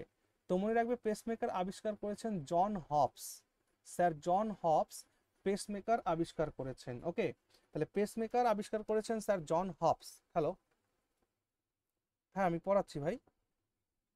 হুম হুম হুম ওকে, চলো নেক্সট কোয়েশ্চেনে চলে এসো। এটা বলো কি আছে? The structure of the I which serves to refract and focus light rays upon the retina। আচ্ছা আচ্ছা, লাইট রে কে বৃদ্ধি করা এবং কমানো চোখের কোন অঙ্গের কাজ? ভালো প্রশ্ন। লেন্স হবে কি? হ্যাঁ, লেন্সের কাজ। খুব সুন্দর। তাহলে যে স্ট্রাকচারটা ঠিক আছে আলোকে রিফ্র্যাক্ট করে, মাথায় রাখবা, serves refract and focus lights rays upon retina, রেটিনার ওপরে আলোটা ফোকাস করে। আমি তো এইভাবে দেখিয়েছিলাম না, এখান থেকে এই যে রেটিনা ওয়াল, এখান থেকে আলো আসছে, এই আলোকে একটা সেন্টারে নিয়ে এখানে ফেলছে, ইমেজ তৈরি হচ্ছে রেটিনার ওয়ালে, পড়েছিলাম তো। এটা কি? এটা হচ্ছে লেন্স। এটা কোথায় পড়েছিলাম আমার বলো তো? ভিটামিন এ এর মধ্যে পড়েছিলাম, তাই না? ভিটামিন এর মধ্যে পড়িয়েছিলাম মনে হচ্ছে আমার। ওকে, হ্যাঁ স্যার, রাতকানা রোগটা যখন পড়িয়েছিলেন হ্যাঁ তখন। এবার বলো তো দেখি, এই যে মানব শরীরে যে লেন্স থাকে সেই লেন্সটা কোন ধরনের লেন্স থাকে? আগের দিনও কিন্তু এই ঘটনাটা ছিল। উত্তল, কনভেক্স। কনভেক্স, কনভেক্স কারণ লেন্সটা কেমন? কনভেক্স এরকম, বা উত্তল লেন্স। এরকম উত্তল লেন্স। আর কনকেভ লেন্স কেমন? এইটা, অবতল। হ্যাঁ এটা হচ্ছে কনকেভ লেন্স। কনকেভ মানে এই যে কেভের মতো রয়েছে। আচ্ছা, ভেরি গুড। চলো তারপর বলো দেখি, where is ammonia converted into urea? খুব ভালো প্রশ্ন, এটাও আমি পড়িয়েছি, সুন্দর গল্প করে পড়িয়েছি এটা। কিডনি, ঠিক করে বলো। লিভার। কিডনি হবে। Very good, liver. লিভার। ভাই কিডনি নয়। এটা আপনি বলেছিলেন ডিএম অফিস ও হ্যাঁ যখন হ্যাঁ হ্যাঁ, অ্যামোনিয়াটাকে মনে ওর পড়ে কাছে যখন আমাদের শরীরে, যখন ভালো করে শোনো, আমাদের শরীরে প্রোটিনের যখন পাচন হয়, প্রোটিন পাচন হয়ে এটা কিসে কনভার্ট হয়? অ্যামাইনো অ্যাসিডে কনভার্ট হয়। ওকে, এবার আমাদের শরীর যখন অ্যামাইনো অ্যাসিডটাকে ব্যবহার করে ফেলে, তখন এই অ্যামাইনো অ্যাসিড তার যে অবশেষ অংশ বা তার যে বজ্র পদার্থ হিসাবে কি তৈরি হয় আমাদের শরীরে? আমাদের শরীরে তৈরি হয় হচ্ছে অ্যামোনিয়া তৈরি হয়। এবার এই অ্যামোনিয়া, মনে রাখবে অ্যামোনিয়া হচ্ছে মানব শরীরের সব থেকে বিষাক্ত জিনিস। তাহলে মানব শরীরের সব থেকে বিষাক্ত জিনিস যেটা মানব শরীরে ফর্ম হয় সেটা হচ্ছে অ্যামোনিয়া। এবার এই অ্যামোনিয়া বিষাক্ত জিনিস, এটা তো আর শরীরে রাখলে হবে না, তাকে বের করতে হবে। তাহলে এই অ্যামোনিয়াকে বের করার জন্য বলা হলো কিডনিকে, যে কিডনি তুমি তো সব ফিল্টারের কাজ করো, ফিল্টারিং এর কাজ তোমার, পরিষ্কার পরিচ্ছন্ন কাজ করা তোমার, তাহলে কাজ করো শরীরের মধ্যে যে অ্যামোনিয়া ক্রিয়েট হয়েছে এটাকে বের করো। কিডনি তখন সরাসরি মানা করে দেয় যে দেখো ভাই, আমি অ্যামোনিয়ার মতন বিষাক্ত জিনিস বের করতে পারবো না। তখন কি হবে? বিপদ হয়ে গেল। তখন ডিএম অফিসে লিভারের কাছে খবর গেল যে কিডনি বলছে অ্যামোনিয়াকে সে বের করতে পারবে না। তো লিভার তখন কিডনিকে ফোন করলো, আচ্ছা আপনি বের করতে পারবেন না বলছেন, তাহলে কি বিষয়? তখন কিডনি বলছে এত বিষাক্ত জিনিস আমি বের করতে পারবো না। তখন বললো তাহলে উপায়টা কি বলুন? তখন কিডনি বলল, আমাকে যদি আপনি এই অ্যামোনিয়াকে ইউরিয়াতে কনভার্ট করে দিতে পারেন। কিসে কনভার্ট করে দিতে বললো? ইউরিয়াতে। অর্থাৎ অ্যামোনিয়াকে যদি আপনি ইউরিয়াতে কনভার্ট করে দিতে পারেন তাহলে আমি বের করে দিব। তখন লিভার এই অ্যামোনিয়াকে ইউরিয়াতে কনভার্ট করে দেয় এবং এই ইউরিয়া ইউরিনের মাধ্যমে, কিডনির মাধ্যমে আমাদের শরীর থেকে বাইরে বেরিয়ে আসে। তাহলে ইউরিয়ার কনভার্সনটা কোথায় হয়? লিভারে হয়। মাথায় রাখতে হবে, নট ইন কিডনি। ওকে, বুঝতে পেরেছি আশা করছি আমরা গল্পটা। বাকি প্যানক্রিয়াস সম্পর্কে প্রিভিয়াস ক্লাসে আমি আলোচনা করেছি। স্টমাকের কথা যদি বলি, দেখো স্টমাকের যে ওয়াল থাকে, স্টমাকের ওয়ালে এরকম স্টমাকের ওয়াল জুড়ে কি থাকে? মিউকাস লেয়ার থাকে। হ্যাঁ, মিউকাস লেয়ার থাকে। আর এই স্টমাকের ওয়ালের এই হোলস গুলো থেকে, পোর্স গুলো থেকে যে সিক্রেশন হয় কিসের? গ্যাস্ট্রিক জুসের সিক্রেশন হয়।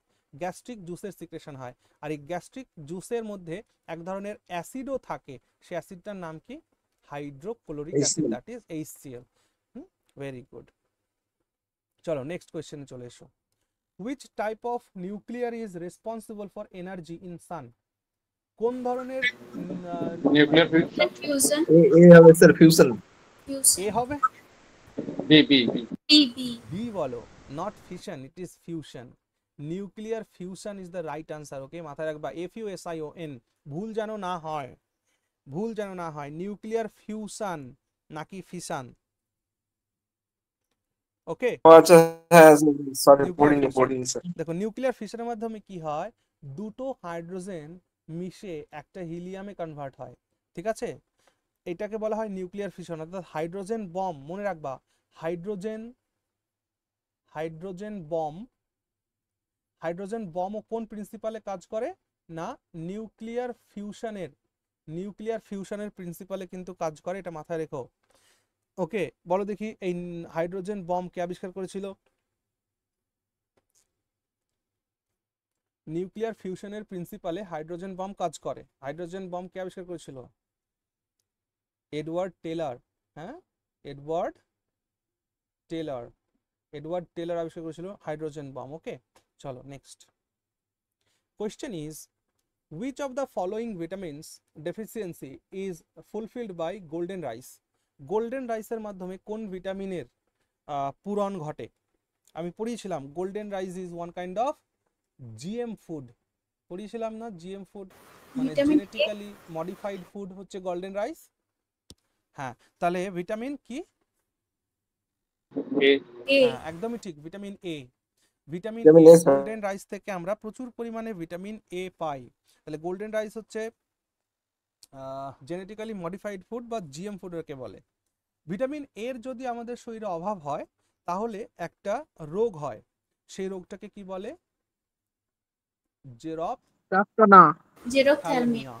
ওকে, মনে রাখবে, জেরপ্থ্যালমিয়া মানে কিন্তু রাতকানা নয়। নাইট ব্লাইন্ডনেস, এটা একটা cause, it's okay. Night blindness এটা একটা ডিজিজ, ঠিক আছে, কিন্তু মনে রাখো জেরপ্থ্যালমিয়া আর নাইট ব্লাইন্ডনেস জিনিসটা কিন্তু এক নয়। জেরপ্থ্যালমিয়া হলে কি হয়,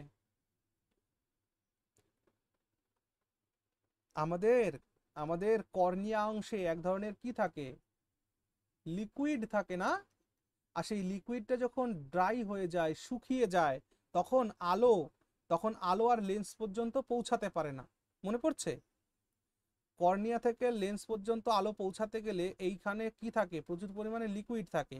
আর এই লিকুইডটা যখন শুকিয়ে যায় তখন আলোটা আর এই লেন্সে গিয়ে পড়ে না, যার কারণে এই জেরপ্থ্যালমিয়া ডিজিজ হয়। এবং এটাকে বলা হয় কি বলতো, ড্রাই আইস। জেরপ্থ্যালমিয়া বা এটাকেই আর একটা নামে কি বলা হয়, ড্রাই আইস রোগ। ওকে, ড্রাই আইস ডিজিজ। মনে রেখো, এখানে একটা ভিটামিন দেখতে পাচ্ছ, ভিটামিন ডি। ভিটামিন ডি এর কিভাবে ফরমেশন হয় আমি ডিটেলসে তোমাদেরকে পড়িয়েছি। আর ভিটামিন ডি কে না মনে রাখবা, এটাকে হরমোন হিসাবে ব্যবহার করা হয়। হরমোন হিসাবে এটাকে ব্যবহার করা হয় ভিটামিন ডি কে। এখানে মানে ভিটামিন কে দেখতে পাচ্ছ, ভিটামিন কে এ কিসে সাহায্য করে বলো তো? ব্লাড ক্লটিং এ সাহায্য ব্লাড। করে। ব্লাড ক্লটিং এ সাহায্য করে ভিটামিন কে। ওকে, আচ্ছা, ভিটামিন সি। মনে রাখবা, যদি কোনো খাবারকে মানে বয়েল করা হয় না, বয়েলড ফুডের মধ্যে কিসের অভাব ঘটে?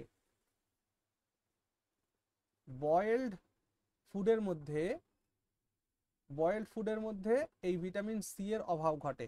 আজকে একটা কোশ্চেন আমি রেখেছি, যার জন্য এখানে আমি উত্তর বলবো না, একটু পরে গিয়ে বলবো। আর একটা ভিটামিন আছে যেটাকে যেটাকে তাপ দিলে বা সিদ্ধ করলে সেই ভিটামিনটাও নষ্ট হয়। তাহলে মনে রাখবা, হিট দিলে দুটো ভিটামিনের ডিস্ট্রাকশন ঘটে। একটা তো জানো ভিটামিন সি, আরও একটা ভিটামিন আছে, সেটা কোয়েশ্চেন আসলে বুঝতে পারবে। ওকে, ঠিক আছে, চলো তাহলে নেক্সট কোয়েশ্চেনে চলে এসো। Which of the following are connected by ligament? তো কতবার পড়বো, তাই না? বোনের সঙ্গে বোনের কানেকশন করে হচ্ছে লিগামেন্ট। ওকে, বোন টু মাসেল কার কাজ? টেন্ডনের কাজ। হ্যাঁ, মনে পড়ে লিগামেন্ট, দৈনিক দৈনিক বলি তাহলে মনে থেকে যাবে। লিগামেন্ট আর আছে হচ্ছে টেন্ডন। লিগামেন্ট কি দিয়ে তৈরি হয় বলো দেখি? লিগামেন্ট তৈরি হয় কোলাজেন, কোলাজেন দিয়ে, ভেরি গুড। আর টেন্ডন কি দিয়ে তৈরি হয়? ইলাস্টিন। ইলাস্টিন দিয়ে তৈরি হয়, ইলাস্টিন দিয়ে তৈরি হয়। ঠিক আছে, আচ্ছা ঠিক আছে, চলো নেক্সট কোয়েশ্চেনে যাই। Islets of Langerhans are found in, ল্যাঙ্গারহ্যান্সের আইল্যান্ডস কোথায় পাওয়া যায়? প্যানক্রিয়াস। হ্যাঁ, ল্যাঙ্গারহ্যান্সের আইল্যান্ডস পাওয়া যায় হচ্ছে প্যানক্রিয়াসের মধ্যে, সঠিক উত্তর প্যানক্রিয়াস। অগ্নাশয়, বাংলায় বলবো অগ্নাশয়। পিটুইটারি গ্ল্যান্ডকে কি বলা হয়? Master gland. প্রভুবন্ধী বা মাস্টার গ্ল্যান্ড। কেন বলো তো? এ 9 প্রকারের হরমোন 9 সিক্রেশন করে। কয় প্রকার? 9 প্রকারের হরমোনের সিক্রেশন করে, এগুলো আমরা সব ডিটেলসে পড়েছি। স্প্লিনকে কি বলে বলো দেখি? প্লিহা। কিন্তু এখানে স্প্লিন বানানটাই তো ভুল হয়েছে। স্প্লিন, স্প্লিনকে বলা হয় গ্রেভিয়ার অফ ডেথ। হ্যাঁ, হ্যাঁ, the graveyard of RBC। RBC. আরবিসির এখানে ডেথ হয়, আরবিসির এখানে ডেথ হয়। আচ্ছা, স্প্লিনে না আরবিসি আরেকটা কভার কাজ করা হয়। বলে, হ্যাঁ। এখানে আরেকটা কাজ হয়, সেই কাজটা কপারের মাধ্যমে হয়। বলতে পারো সেই কাজটা কি? আরবিসিতে হিম আর গ্লোবিন দুটো আলাদা হয়। হিম মিন্স আয়রন, আর গ্লোবিন মিন্স গ্লোবিউলিন নামক প্রোটিন, এই দুটোকে আলাদা করে দেওয়া হয়, অর্থাৎ আরবিসির মৃত্যু ঘটে। এবার তখন যে আয়রনটা বেঁচে থাকে সেই আয়রনটাকে তো আবার রিসাইকেলের জন্য পাঠাতে হবে বোন ম্যারোতে। তা সেটা কে পাঠায় বলো দেখি? আয়রনকে বোন ম্যারোতে আবার পাঠায় কে? কে নিয়ে যায় কাজটা, কে করে? আমাদের শরীরে এক ধরনের মিনারেলস আছে, দ্যাট ইজ কপার। দেখো কপার পড়ানোর সময় এটাকে আমি পড়িয়েছিলাম তোমাদেরকে, মনে করে দেখো। আরবিসিতে, আরবিসির ডেথ যখন স্প্লিনে হচ্ছে, সেইখানে হিম আলাদা, হিমো মিন্স আয়রন আলাদা হয়ে যাচ্ছে, গ্লোবিউলিন নামক প্রোটিন আলাদা হয়ে যাচ্ছে। এই যে হিমোটা আলাদা হলো, আয়রনটা যে আলাদা হলো, সেটাকে আবার তো বোন ম্যারোতে পৌঁছাতে হবে, রক্ত তৈরি করতে কাজে, আরবিসি তৈরি করতে কাজে লাগবে। এই যে মানে যে মানে আয়রনের যে রিসাইকেল, আয়রনের রিসাইকেলের কাজটা করে হচ্ছে কপার, এটা তোমাদের পড়িয়েছি আমি। আচ্ছা, লিভার সম্পর্কে পড়েছি, বলো তো লিভারের স্টাডিকে কি বলে? Study of liver. Pulmonology. Pulmonology তো সরি লাংসের স্টাডিকে বলে। লাংস। হ্যাঁ হ্যাঁ। লাংসের স্টাডিকে বলে পালমোনোলজি, বাট লিভার স্টাডিকে কি বলে? হ্যাপাটোলজি। কি বলে? হ্যাপাটোলজি বলে, হ্যাপাটোলজি। চলে আসো নেক্সট কোয়েশ্চেনে। Pantothenic acid is commonly called, pantothenic acid কার মানে রাসায়নিক নাম? কোন ভিটামিনের রাসায়নিক নাম pantothenic acid? That is vitamin B5। Yes, vitamin B5 হচ্ছে pantothenic acid, vitamin B5। Pantothenic মনে থাকবে কি করে? আচ্ছা, প্যান্টোর মধ্যে পেন্টা কথাটা আসছে, প্যান্টোর মধ্যে পেন্টা কথা আসছে, পেন্টা মানে 5, এভাবে মনে রাখতে পারো। ভিটামিন B5 হচ্ছে প্যান্টোথেনিক, প্যান্টা মানে প্যান্টো মানে পেন্টা, পেন্টা মানে 5। ওকে, নাও ভিটামিন ই এর রাসায়নিক নাম কি? টোকোফেরল। ভিটামিন ই এর রাসায়নিক নাম টোকোফেরল, তাই না? ভিটামিন B12 এর রাসায়নিক নাম কি? Cyanocobalamin. Very good, cyanocobalamin, cyanocobalamin. আচ্ছা, ভিটামিন সি এর রাসায়নিক নাম কি? Ascorbic acid. Ascorbic acid, ascorbic acid. হ্যাঁ, মনে রাখবা ভিটামিন সি, এই অ্যাসকর্বিক অ্যাসিড বা ভিটামিন সি সব থেকে বেশি কিসে থাকে বলো তো? আমলকিতে থাকে।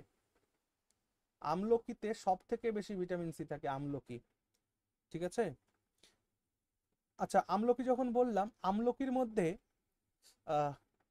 এক ধরনের এলিমেন্ট থাকে, যে এলিমেন্টের উপস্থিতির কারণে আমলকির স্বাদটা হয় তিক্ত বা কষা। আমলকির স্বাদটা তিক্ত বা কষা হয় কার উপস্থিতিতে বলতে পারো? একটা রেজিন থাকে, তার নাম হচ্ছে টেনিন, TENIN, টেনিন। মনে রাখবা টেনিন। টেনিনের উপস্থিতির কারণে আমলকির স্বাদটা হয় বিটার। বিটারনেস ক্রিয়েট হয় আমলকির মধ্যে। চলো next, pacemaker was invented by, pacemaker কে আবিষ্কার করেছিলেন? আমরা বোধহয় এটা একটু আগে বলেছি আমি। John Hobbs. John Hobbs. John Hobbs, yes, John Hobbs হচ্ছে পেসমেকার আবিষ্কার করেছেন। সুন্দর। আচ্ছা, উইলিয়াম হার্ভে কিছু একটা করেছেন, কি? ব্লাড সার্কুলেটরি সিস্টেম ডিসকভার করেছেন। ব্লাড সার্কুলেটরি সিস্টেম কে ডিসকভার করেছেন? Sir William Harvey. Okay. Karl Landsteiner ইনিও একটা কাজ করেছেন, কি? Blood group. হ্যাঁ, very good, blood group, blood group. এবং মনে রাখবা যে কার্ল ল্যান্ডস্টেনার ব্লাড গ্রুপিং করে ডিসকভার করেছিলেন এবং ইনি আরএইচ ফ্যাক্টরকে ডিসকভার করেছিলেন, ওকে। আচ্ছা, স্টিফেন হেলসেরও একটা গুরুত্বপূর্ণ কাজ আছে মেডিকেল আমাদের শরীরে, সেটা কি বলতো? তিনি ব্লাড প্রেশার আবিষ্কার করেছিলেন, ব্লাড প্রেশার, রক্তের চাপ। হ্যাঁ, blood pressure discovered by Stephen Hales. তাহলে একবার মনে করি আমরা, William Harvey blood circulatory system discover করেছিলেন, জন হবস পেসমেকার আবিষ্কার করেছিলেন, কার্ল ল্যান্ডস্টেনার ব্লাড গ্রুপিং অর্থাৎ আরএইচ ফ্যাক্টর ফাউন্ড করেছিলেন, আর Stephen Hales blood pressure found করেছিলেন। ওকে, চলো নেক্সট কোশ্চেনে চলে আসো। The main structural material of hair is, চুলের মেইন স্ট্রাকচারাল হেয়ারটা কি? সি হবে স্যার কেরাটিন ফুলিং। হ্যাঁ, ভেরি গুড, কেরাটিন, সঠিক উত্তর, কেরাটিন। দেখো বায়োটিন, বায়ো- কিন্তু মনে রাখো বায়োটিন হচ্ছে হেয়ার গ্রোথে হেল্প করে, ঠিক আছে, চুলের গ্রোথে হেল্প করে biotin, but biotin main structure নয়। চুলের মেইন স্ট্রাকচার হচ্ছে কেরাটিন। কেরাটিন কি? Keratin is one kind of protein. Keratin is what? Keratin is one kind of protein. Okay. আচ্ছা, এখান থেকে বলো দেখি, স্টাডি অফ হেয়ারকে কি বলে? Study of hair, study of hair. সত্যি সত্যি এই জিনিসগুলো না আমারও মাথায় থাকে না, এই বলতে বলতে মাথায় চলে আসে, ঠিক আছে। এই তোমরা হয়তো ভাবতে পারো যে সব আমি মুখস্থ করে রেখেছি, না পড়েছি তো বটেই, কিন্তু এগুলো আমারও এমনি সময় মনে থাকে না, কিন্তু আলোচনা করতে করতে এগুলো মাথায় চলে আসে। স্টাডি অফ হেয়ারকে কি বলে বলো দেখি? মনে রাখবা, ট্রাইকোলজি বলে, ট্রাইকোলজি। স্টাডি অফ হেয়ারকে বলা হয় ট্রাইকোলজি, মানে চুল সম্পর্কিত বিদ্যা। বায়োটিন এটা কোন ভিটামিন বলো দেখি? বায়োটিন কোন ভিটামিন? B12। বায়োটিন হচ্ছে ভিটামিন B7।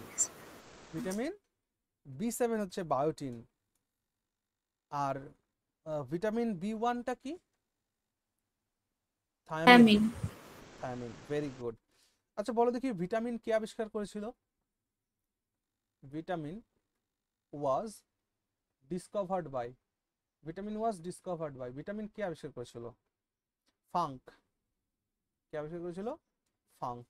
ভিটামিন আবিষ্কার করেছিল হচ্ছে ফাঙ্ক। ওকে, চলো নেক্সট কোয়েশ্চেনে যাই আমরা। চলো, which of the following blood groups is known as universal donor? Universal donor, সার্বিক দাতা। সার্বিক দাতা ও, সার্বিক দাতা হচ্ছে ও। মনে রেখো, যদি এক্সামিনার আরো একটু ডিপে চলে যায় তাহলে কিন্তু মনে রেখো সার্বিক দাতা হচ্ছে ও পজিটিভ। মনে থাকে, সরি সরি সরি স্যার ও নেগেটিভ হবে তো? হ্যাঁ, ও নেগেটিভ। ওকে, সার্বিক দাতা যে ইউনিভার্সাল ডোনার যে, সে মনে রেখো ও নেগেটিভ, ও পজিটিভ নয়। ওকে, ও নেগেটিভ। এটা যদি আরো ডিপে চলে যাও তবে গিয়ে এটা আলোচনা হবে, ও নেগেটিভ, ঠিক আছে না? এটা আমি কিন্তু তোমাদেরকে পড়িয়েছি, কয়বার দিতে পারে, ডাক্তারের রেকমেন্ডেশনে কিনা, এই যাবতীয় বিষয়গুলো কিন্তু আমি তোমাদেরকে পড়িয়েছি। তো এটা মাথায় রাখতে হবে যে যদি আরো ডিটেলসে যদি এক্সামিনার যদি একটু ডিপে গিয়ে কোশ্চেন করে ইউনিভার্সাল ডোনার, তো মনে রাখবা ও নেগেটিভ। হ্যাঁ, ও নেগেটিভ হচ্ছে তোমার ইউনিভার্সাল ডোনার। ওকে, এবি হচ্ছে ইউনিভার্সাল অ্যাকসেপ্টার।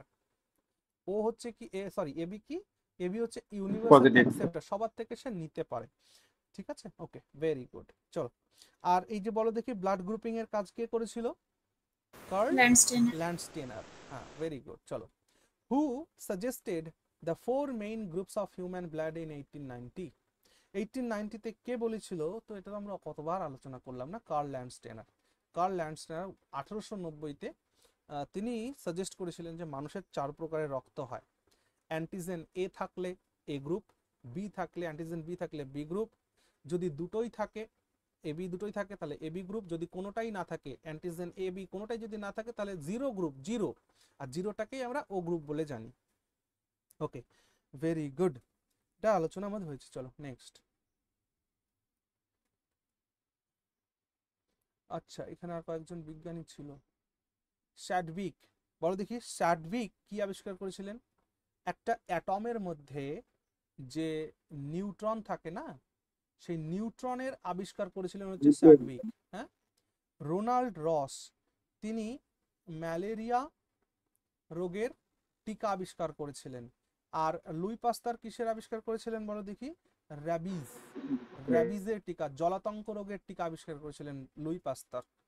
আর লুই পাস্তারের কাহিনীটা তোমরা একবার কেউ না একটু পড়ে নিও, চোখে জল চলে আসবে। সত্যি আমি যেদিন লুই পাস্তার সম্পর্কে, ওনার জীবনী সম্পর্কে পড়েছি, আমার কান্না পেয়ে গিয়েছিল। আপনি একদিন একটুখানি বলেছিলেন এটা হ্যাঁ, সম্পর্কে। তো লুই পাস্তারের জীবনীটা তোমরা একবার একটু পড়ে নিও। এই সমস্ত মানুষগুলো যদি পৃথিবীতে সত্যি সত্যি না আসতো তাহলে আজকে এতটা ইয়ে হতো না। এই জন্য সায়েন্টিস্ট যারা, তাদেরকে সম্মান করতে হবে, হ্যাঁ, প্রণম্য ব্যক্তি হওয়া উচিত। আমি ভেবেছি যে এমন একটা মন্দির করব যে মন্দিরে সমস্ত বিজ্ঞানীদের ছবি থাকবে, সেখানে তাদেরকে পুজো করা হবে। ওকে, চলো। Where in the body is blood cells produce? আচ্ছা, ব্লাড সেলস শরীরের কোথায় প্রডিউস হয়? Heart, bone marrow, marrow, spleen, appendix. Bone marrow, হ্যাঁ, বোন ম্যারো। মনে রাখবে ডব্লিউবিসি এর প্রোডাকশন কিন্তু যে ব্লাডের মধ্যে ডব্লিউবিসি এর প্রোডাকশন হয়। আর তোমার ব্লাড থাকলে ব্লাডও অপশানে হতো, বা এ বি বোথ করে অপশানে হতো, কিন্তু এখানে যেহেতু ব্লাড নেই তো বোন ম্যারোতে উত্তর করবে, বোন ম্যারো, বোন ম্যারো। চলো, অ্যাপেন্ডিক্স হচ্ছে কি বলতো? অ্যাপেন্ডিক্স হচ্ছে আমাদের যেটা লার্জ ইন্টেস্টাইন, হ্যাঁ, লার্জ ইন্টেস্টাইনের মানে কি, যে অবসোলেট পার্ট, লার্জ ইন্টেস্টাইনের অবসোলেট পার্টকে বলা হয় অ্যাপেন্ডিক্স। হ্যাঁ, লার্জ ইন্টেস্টাইন থেকে খাবার সরাসরি রেকটামে প্রবেশ করে, রেকটামের মাধ্যমে অ্যানাল দিয়ে সেই অপাচিত খাবার বাইরে বেরিয়ে যায়, এক্সক্রেশন হয়ে যায়। আর যেহেতু অ্যাপেন্ডিক্স লার্জ ইন্টেস্টাইনের একটা অব্যবহৃত একটা পার্ট, যেটা হয়তো পূর্বে আমাদের যারা পূর্ব প্রজন্ম ছিল তাদের হয়তো এটা কাজে লাগতো, কিন্তু এখন মানব, যারা আধুনিক মানবের শরীরে অ্যাপেন্ডিক্সের কোনো কাজ নেই। তো তোমরা একটা রোগের নাম শুনেছো, অ্যাপেন্ডিসাইটিস বলে একটা রোগ হয়। সেই রোগটা কেন হয়? যখন সেই খাদ্যদ্রব্য বা অপাচিত খাদ্য যখন এই অ্যাপেন্ডিক্সের মধ্যে প্রবেশ করে যায় কোনোভাবে, হ্যাঁ, তখন তার মধ্যে ওইটা খাবারটা না গিয়ে সেখানে ইনফেকশন ক্রিয়েট করে। আর ইনফেকশন ক্রিয়েট করলে এই অ্যাপেন্ডিক্স প্রচুর পরিমাণে ফুলে যায়, এর মধ্যে পাস ক্রিয়েট হয়, যার কারণে এটাকে কেটে বাদ দিয়ে দিতে হয়। প্রথম ধরা পড়লে মেডিসিনের মাধ্যমে এটাকে কিওর করার চেষ্টা করা হয়, না হলে অ্যাপেন্ডিক্সে কেটে বাদ দিয়ে দেওয়া হয়, যেটা আমাদের শরীরে কোনো কাজে লাগে না। অ্যাপেন্ডিসাইটিস তখন ডিজিজটাকে বলে। ওকে, চলো তারপরের প্রশ্নের উত্তর দাও। বলছে যে double helical model of DNA molecules was proposed by, অর্থাৎ ডিএনএ ডাবল হেলিক্সের মডেল কে আবিষ্কার করেছিলেন বা কে প্রপোজ করেছিলেন? এটা হচ্ছে প্রশ্ন। একদমই ঠিক, ওয়াটসন অ্যান্ড ক্রিক। মনে রাখবে স্যার, ওয়াটসন অ্যান্ড ক্রিক এরা কি করেছিল না, ডিএনএর যে ডাবল হেলিক্স মডেল সেটাকে তারা কি করেছিল, প্রপোজড করেছিল। ঠিক আছে, দেখো হরগোবিন্দ খুরানা, যেখানে দেখতে পাচ্ছ খুরানা মানে HG খুরানা, হরগোবিন্দ খুরানা, ইনি কি করেছিলেন বলতো? ইনি সর্বপ্রথম টেস্ট টিউবের মধ্যে জিন সিনথেসিস করেছিলেন। হ্যাঁ, অর্থাৎ ফার্স্ট টাইম সিনথেসাইজ জিন ইন টেস্ট টিউব। টেস্ট টিউবের মধ্যে ইনি সবার প্রথমে জিনের সিনথেসিস করেছিলেন। ওকে, এখান থেকে একটা প্রশ্ন পরীক্ষায় জিজ্ঞেস করে, দ্যাট ইজ জাম্পিং জিন কে আবিষ্কার করেছেন? জাম্পিং জিন ডিসকভার্ড বাই, জাম্পিং জিন কে আবিষ্কার করেছেন? মনে রাখবেন নামটা, কি যেন ভাই, ম্যাকক্লিনটক, নাম হচ্ছে ম্যাকক্লিনটক, বারবারা বারবারা ম্যাকক্লিনটক। বারবারা ম্যাকক্লিনটক জাম্পিং জিন আবিষ্কার করেছেন, মনে রাখো খুব ইম্পর্টেন্ট এটা। চলো, which of the following is an or of zinc. আচ্ছা চলো, এই প্রশ্নের উত্তর দেওয়ার আগে এটা একটু দেখে নাও তো।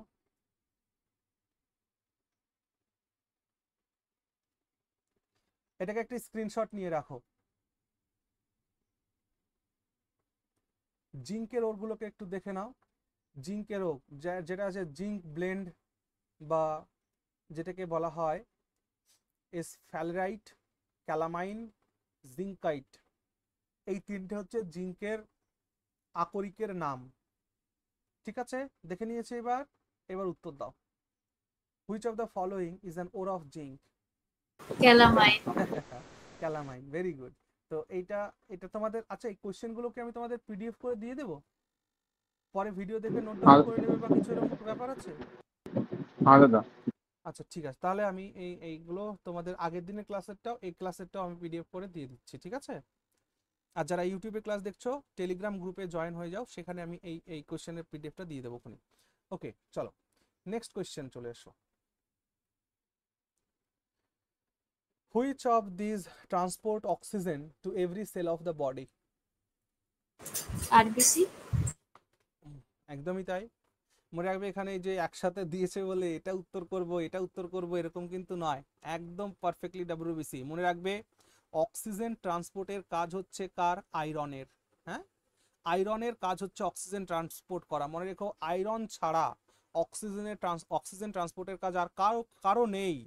তাহলে আয়রন মানে যেটাকে আমরা হেমো বলছি, যেটাকে আমরা বলছি হেমোগ্লোবিন, সেই হেমোগ্লোবিনের হেমো পার্টটা হচ্ছে আয়রন। আর এই আয়রনেরই একমাত্র দায়িত্ব হচ্ছে অক্সিজেনকে ক্যারি করা বা অক্সিজেনকে ট্রান্সপোর্ট করা। তো সেটা মনে রাখো, RBC is the only, RBC is the right answer here. Okay, now go further. Okay, আচ্ছা জিঙ্কের অভাবে একটা রোগ হয়, কি নাম সে বলো তো, সেটা কি? জিঙ্কের ডেফিসিয়েন্সি যদি আমাদের শরীরে হয় তাহলে আমাদের শরীরে এক ধরনের রোগ হয়। What is this?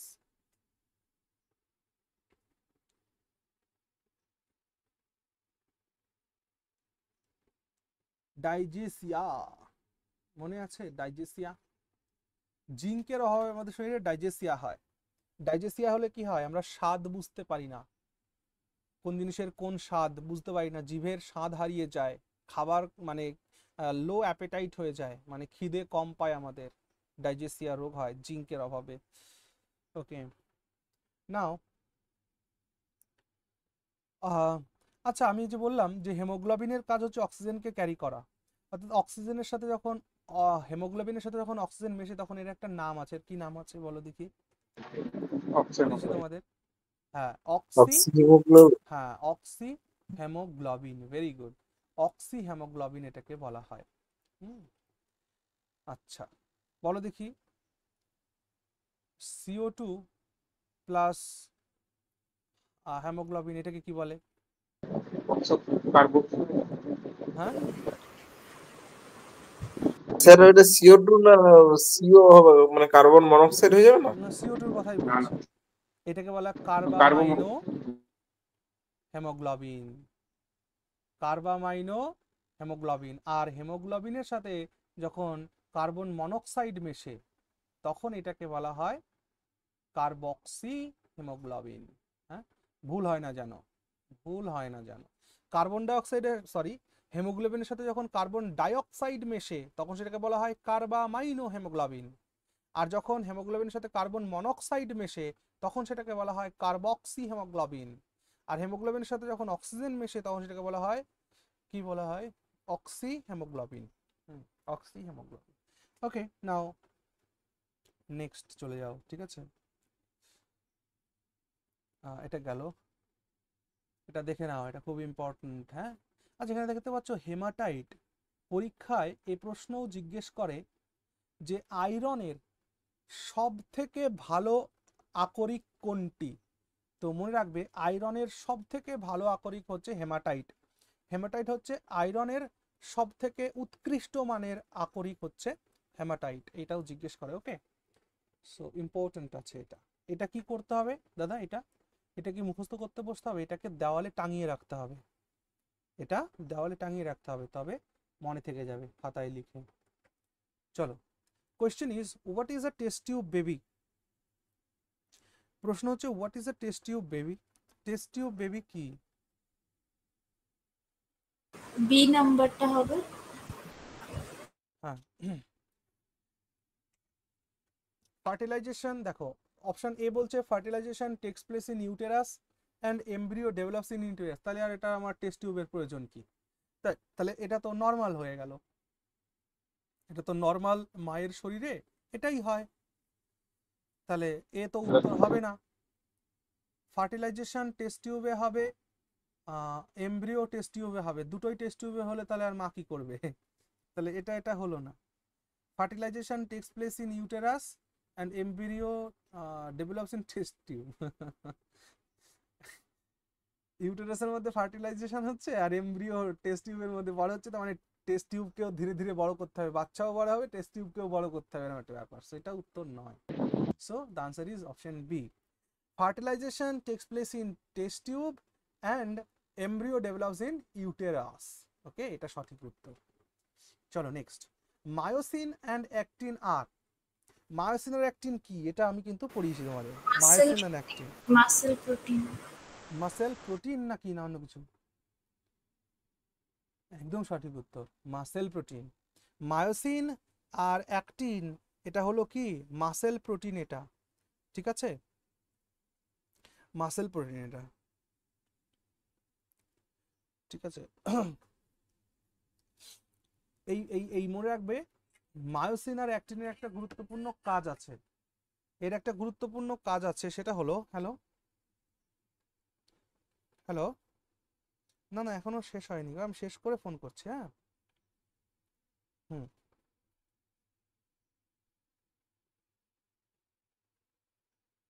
হ্যালো, হ্যাঁ এখনো ক্লাস শেষ হয়নি ভাই। হুম, আমি শেষ করে কটা খেয়ে ফোন করছি তোকে। ওকে, তো মনে রাখবে মায়োসিন আর অ্যাক্টিন এই প্রোটিন দুটো এই মাসেলকে না, মাসেলের স্প্রেডিং অ্যান্ড কন্ট্রাকশন এর জন্য হেল্প করে, এটা মাথায় রেখো। মায়োসিন আর অ্যাক্টিন প্রোটিন মাসেলকে সংকোচন আর প্রসারণের জন্য হেল্প করে হচ্ছে এই মায়োসিন আর অ্যাক্টিন নামক দুটি প্রোটিন। ওকে ওকে, চলো next. On which organ of the human body is angioplasty performed? Very good. Angioplasty কোথায় পারফর্ম করা হয়? Heart. That is in heart. Very good. হার্টে অ্যাঞ্জিওপ্লাস্টি করা হয়। আচ্ছা, অ্যাঞ্জিওপ্লাস্টিতে এক ধরনের রিং ইউজ করা হয়, ঠিক আছে, এক ধরনের রিং ইউজ করা হয়, বলতে পারো সেই রিংটা মেড অফ which thing? অ্যাঞ্জিওপ্লাস্টিতে যে রিং ইউজ করা হয় মনে করো সেটা হচ্ছে প্লাটিনাম রিং ইউজ করা হয়। হ্যাঁ, প্লাটিনাম রিং বসানো হয়, প্লাটিনাম রিং বসানো হয় অ্যাঞ্জিওপ্লাস্টির মাধ্যমে, ঠিক আছে। চলো next, bile secreted by liver helps in. Bile liver থেকে সিক্রেট হয়, সেটা কিসে হেল্প করে? Digestion of carbohydrate, digestion of protein, digestion of fat, digestion of all of the above. All of the above. তাই তাই তো মনে হচ্ছে, ভুল বললাম কি? তার মানে বাইল জুস দিয়ে সব কটার হজম হয়ে যায়? তাহলে বাইল জুসকে তো বলতে হবে যে কমপ্লিট ডাইজেস্টিভ জুস, তাই না? কমপ্লিট ডাইজেস্টিভ জুস এটাকে বলতে হবে, তাই তো? নাকি না এটা অন্য কাউকে বলা হয়? কনফিউজ হচ্ছে গ্যাস্ট্রিক জুস আর বাইল জুসের মধ্যে। না, আমায় বলো তো কমপ্লিট ডাইজেস্টিভ জুস কাকে বলে? অর্থাৎ যে জুসের মাধ্যমে কার্বোহাইড্রেট, প্রোটিন, ফ্যাট তিনটেরই পাচন হয়, কার মাধ্যমে? সেটা হচ্ছে প্যানক্রিয়াটিক জুস। মেরে পেরে বাচ্চো, প্যানক্রিয়াটিক জুস, প্যানক্রিয়াটিক জুসকে বলা হয় কমপ্লিট ডাইজেস্টিভ জুস, কারণ প্যানক্রিয়াটিক জুসের মধ্যে সকল প্রকারের এনজাইম থাকে যারা কার্বোহাইড্রেট, প্রোটিন, ফ্যাট সকলের পাচনে সাহায্য করে। কিন্তু মনে রেখো ভাই, বাইল জুস একমাত্র ফ্যাটের ডাইজেশন করে। হ্যাঁ, বাইল জুস ফ্যাট ছাড়া অন্য কিছু ডাইজেশন করে না, এটা পড়ানোর সময় তো পড়িয়েছি তোমাদের। তাহলে বাইল জুস ফ্যাটের প্রোটিন ফ্যাটের পাচনে সাহায্য করে, একমাত্র ফ্যাট, আর অন্য কারো না। ওকে। আচ্ছা, বাইল জুস হচ্ছে একমাত্র ডাইজেস্টিভ জুস যার মধ্যে কোনো এনজাইম থাকে না, নো এনজাইম ফাউন্ড। হ্যাঁ, মনে রাখবা, পরীক্ষায় জিজ্ঞেস করে। বাইল জুস হচ্ছে একমাত্র ডাইজেস্টিভ জুস যার মধ্যে কোনো প্রকার এনজাইম থাকে না। বাইল জুসের মাধ্যমে শুধুমাত্র ফ্যাটের ডাইজেশন হয়, শুধুমাত্র ফ্যাটের ডাইজেশন হয়। যদি বলা হয় বাইল জুসের পিএইচ মান কত, তো বাইল জুসের পিএইচ ভ্যালু সেটা হচ্ছে 7.7। তাহলে 7.7 হলে এটা কি অ্যাসিডিক না বেসিক? বেসিক। এটা Basic. অবশ্যই বেসিক, এটা ক্ষারীয়, এটা বেসিক, এটা ক্ষারীয়। ওকে, খুব সুন্দর। আর কিছু বলবার আছে এখানে? ওকে, না চল আগে যাই। আচ্ছা, palaeontology deals with the study of. Palaeontology কোন কিসের পড়াশোনাকে বলে, কিসের স্টাডিকে প্যালিওন্টোলজি বলে?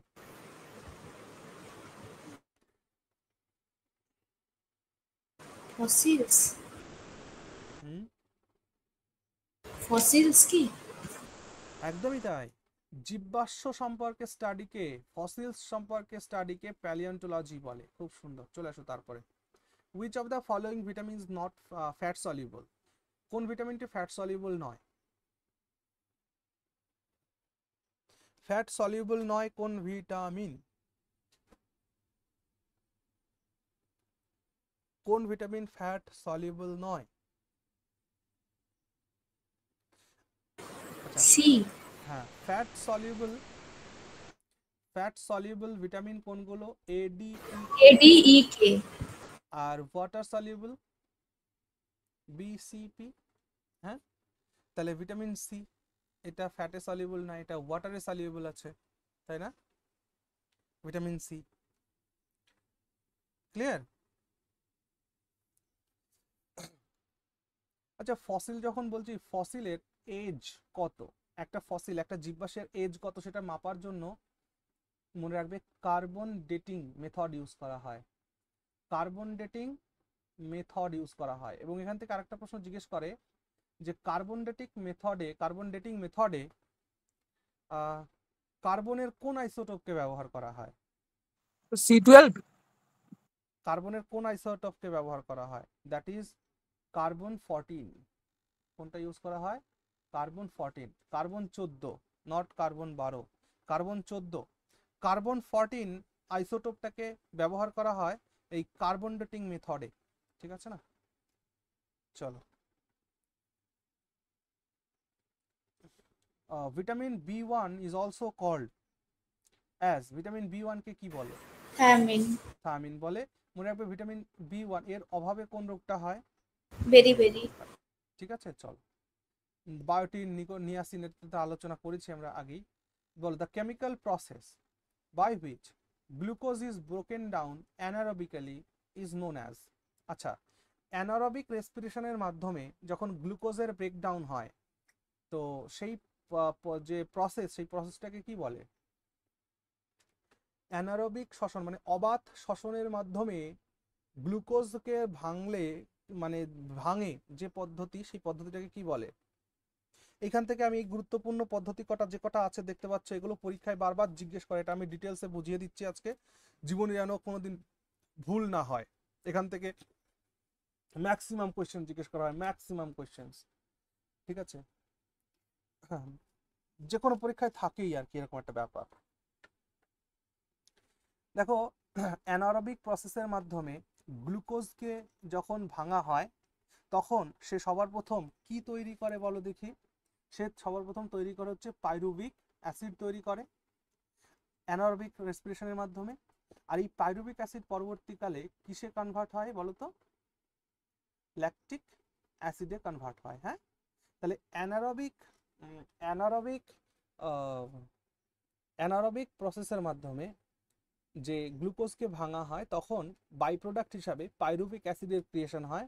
পরবর্তীকালে এই পাইরুভিক অ্যাসিড ল্যাকটিক অ্যাসিডে কনভার্ট হয়। হ্যাঁ, এবং এই মনে রাখবা, এই ল্যাকটিক অ্যাসিডের জন্য আমাদের শরীরে ব্যথা সৃষ্টি হয়, আমাদের শরীরে গিটে গাটে ব্যথা তৈরি হয়, এবং আমাদের শরীর দুর্বল হয়ে পড়ে এই ল্যাকটিক অ্যাসিডের কারণে।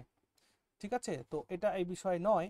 তো মনে রাখবা, এই যে অ্যানারোবিক্যালি যে গ্লুকোজের ব্রেকডাউন হয়, এই পদ্ধতিকে বলা হয় ফার্মেন্টেশন। ঠিক আছে, ফার্মেন্টেশন বলা হয় এটাকে। এখান থেকে মনে রাখার মতন কি আছে দেখো, ফার্মেন্টেশন পদ্ধতির মাধ্যমে গ্লুকোজ ভাঙলে কি তৈরি হয় বলো দেখি। এই ফার্মেন্টেশনের মাধ্যমে গ্লুকোজ ভেঙে কি পরিণত হয়? মানে ইথাইল স্যার গ্যাঞ্জানো পদ্ধতি যেটা, অ্যালকোহল, ইথাইল মানে অ্যালকোহল অ্যালকোহল তৈরি হয়। ওকে, ইথাইল অ্যালকোহল তৈরি হয়, অর্থাৎ অ্যাবসেন্স অফ এয়ার, বাতাসের অনুপস্থিতিতে অ্যানারোবিক্যালি গ্লুকোজ ভেঙে ইথাইল অ্যালকোহলে কনভার্ট হয়, সেইটাকে পদ্ধতিটাকে বলা হয় ফার্মেন্টেশন। তাহলে চলো বলো আমায় ফার্মেন্টেশনের মাধ্যমে কি কি হতে পারে। ফার্মেন্টেশনের মাধ্যমে দুধ থেকে দই হয়, অর্থাৎ মেকিং কার্ড ফার্মেন্টেশনের মাধ্যমে হয়। আমরা যে যে স্যার মদ তৈরি হয়। হ্যাঁ, মদ তৈরি হয়, ওয়াইনের তৈরি হয়, বিয়ারের ফর্মেশন হয়। আমরা যে রুটি খাই, পাউরুটি যেটাকে আমরা বলি, ব্রেড, সেই ব্রেডও তৈরি হয় কিসের মাধ্যমে? ফার্মেন্টেশনের মাধ্যমে। হ্যাঁ, তারপরে আমরা ইয়োগার্ট খাই, হ্যাঁ, ইয়োগার্টও কিসের মাধ্যমে তৈরি হয়? ফার্মেন্টেশনের মাধ্যমে তৈরি হয়। তো এই সমস্ত জিনিসগুলো ফার্মেন্টেশনের মাধ্যমে তৈরি হয়। আচ্ছা, এখানে প্রথম এবার অপশন দেখতে পাচ্ছ, তাহলে এই প্রশ্নের উত্তর হয়ে গেল ফার্মেন্টেশন। ওকে, নাও এখানে দেখতে পাচ্ছ ডিস্টিলেশন। দেখো ডিস্টিলেশনের মাধ্যমে কি হয়, যে অ্যালকোহল ক্রিয়েট হয় না, সেই অ্যালকোহলকে পিউরিফাই করা হয়। তাহলে ডিস্টিলেশন পদ্ধতির মাধ্যমে কি কি হয়? Purification of alcohol. পরীক্ষায় জিজ্ঞেস করবে যে পিউরিফিকেশন অফ অ্যালকোহল কোন পদ্ধতিতে হয়, উত্তর করবে ডিস্টিলেশন। তাহলে পিউরিফিকেশন অফ অ্যালকোহল হয়। আর কি হয়? যেটাকে আমরা পাতন বলি। ডিস্যালাইনেশন হয়, ডিস্যালাইনেশন অর্থাৎ লবণ জলকে আলাদা করা হয়, লবণ আর জলকে আলাদা করা হয়, ডিস্যালাইনেশন হয়। আর কি হয় ডিস্টিলেশনের মাধ্যমে বলো? ক্রুড অয়েলের যে রিফাইনিং, হ্যাঁ, ক্রুড অয়েলের যে রিফাইনিং এর কাজও কিন্তু ডিস্টিলেশন পদ্ধতির মাধ্যমে হয়। এগুলোকে নোট ডাউন করবে। হ্যাঁ, আর কি আর একটা আছে, যখন মানে বায়বীয় ফর্ম থেকে, অর্থাৎ গ্যাসের থেকে যখন লিকুইড গ্যাস তৈরি করা হয় না, এইখানেও এটা কাজ করা হয়, অর্থাৎ making of liquid gas from air. বাতাস থেকে এয়ার থেকে লিকুইড গ্যাস তৈরি করতেও এই ডিস্টিলেশনেরই ব্যবহার করা হয়। বুঝতে পারছো? ডিস্টিলেশন খুব গুরুত্বপূর্ণ, লিখে রাখো। তাহলে ডিস্টিলেশনের মাধ্যমে পিউরিফিকেশন অফ অ্যালকোহল হয়, ডিস্যালাইনেশন অফ ওয়াটার হয়, ক্রুড অয়েলের রিফাইন হয়, তারপরে বাতাস থেকে লিকুইড গ্যাসের মেকিং হয়। এবার নেক্সট যে পদ্ধতি দেখছো, দ্যাট ইজ সিন্টারিং মানে কি দেখো, আচ্ছা, আমাদের পর্বতের ওপরে, পাহাড়ের ওপরে প্রচুর পরিমাণে কি হয়? স্নোফল হয় না? পাহাড়ে প্রচুর পরিমাণে স্নোফল হয়। আর এই স্নোফল ধীরে ধীরে অ্যাটমসফেরিক প্রেসারে, আবার বলছি, পাহাড়ে বা পর্বতে যখন প্রচুর পরিমাণে স্নোফল হয়, সেই স্নোফলগুলো ধীরে ধীরে অ্যাটমসফেরিক প্রেসার যখন অ্যাপ্লাই হয়, এখানে কি অ্যাপ্লাই হবে? অ্যাটমসফেরিক প্রেসার যখন অ্যাপ্লাই হবে, সেই স্নোফল কিসে কনভার্ট হয়ে যাবে বলো তো? আরে হিমবাহে কনভার্ট হয়ে যাবে। হিমবাহে ইংরেজিতে কি বলে? আরে নামটা মনে পড়ছে না। গ্লেশিয়াস, ইয়েস, গ্লেশিয়ারে কনভার্ট হয়ে যাবে। ঠিক আছে না, গ্লেশিয়ারে কনভার্ট হয়ে যাবে। তার মানে স্নোফল যখন ধীরে ধীরে বরফ পড়ছে, তার উপরে অ্যাটমসফেরিক প্রেসার যখন ধীরে ধীরে দেবে না, তখন সেটা কিসে কনভার্ট হয়ে যাবে? গ্লেশিয়ার বা হিমবাহে এটাতে কনভার্ট হয়ে যাবে। আবার তোমরা যদি কেউ বরফের দেশে যেয়ে থাকো, তাহলে দেখবে যে স্নোফল যেগুলো হয়, সেই স্নোফলকে যদি তুমি একটা জায়গায় এরকম দলা পাকাও, সেটাকে হাত দিয়ে যখন এখানে প্রেসার ক্রিয়েট করবে, তখন দেখবা যে এটা একটা সলিড বরফে বা সলিড স্নো বলে কনভার্ট হয়ে যাবে না? সলিড স্নো বল, অর্থাৎ স্নোফল থেকে স্নো বল প্রেসারের মাধ্যমে ক্রিয়েট হয়। এই যে পদ্ধতি, এটাকে বলা হয় সিন্টারিং। এবং এই জন্য না, সিন্টারিং এর মাধ্যমে যেগুলো তৈরি হয় সেগুলোকে বলা হয় হচ্ছে সিন্টার। কি বলে? সিন্টার। এই জন্য glacier is one kind of Sinter and the snowball is one kind of sinter. ওকে, গেল। আর একটা পদ্ধতি বাকি থাকলো, that is sublimation. Now what is sublimation? দেখো, সাবলিমেশন মানে হচ্ছে যেখানে সরাসরি সলিড থেকে কোনো জিনিস, কোনো সাবস্ট্যান্স সলিড থেকে ডাইরেক্টলি গ্যাসে কনভার্সন, সলিড থেকে ডাইরেক্টলি গ্যাসে, ডাইরেক্টলি কনভার্সন টু গ্যাসেস, অর্থাৎ সলিড থেকে সরাসরি গ্যাসে।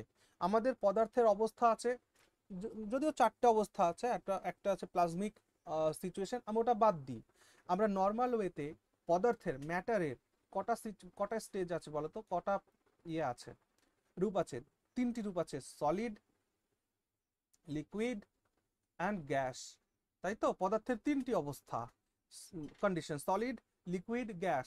তো এই সাবলিমেশন মাধ্যমটা হচ্ছে সরাসরি সলিড থেকে গ্যাসে কনভার্সন।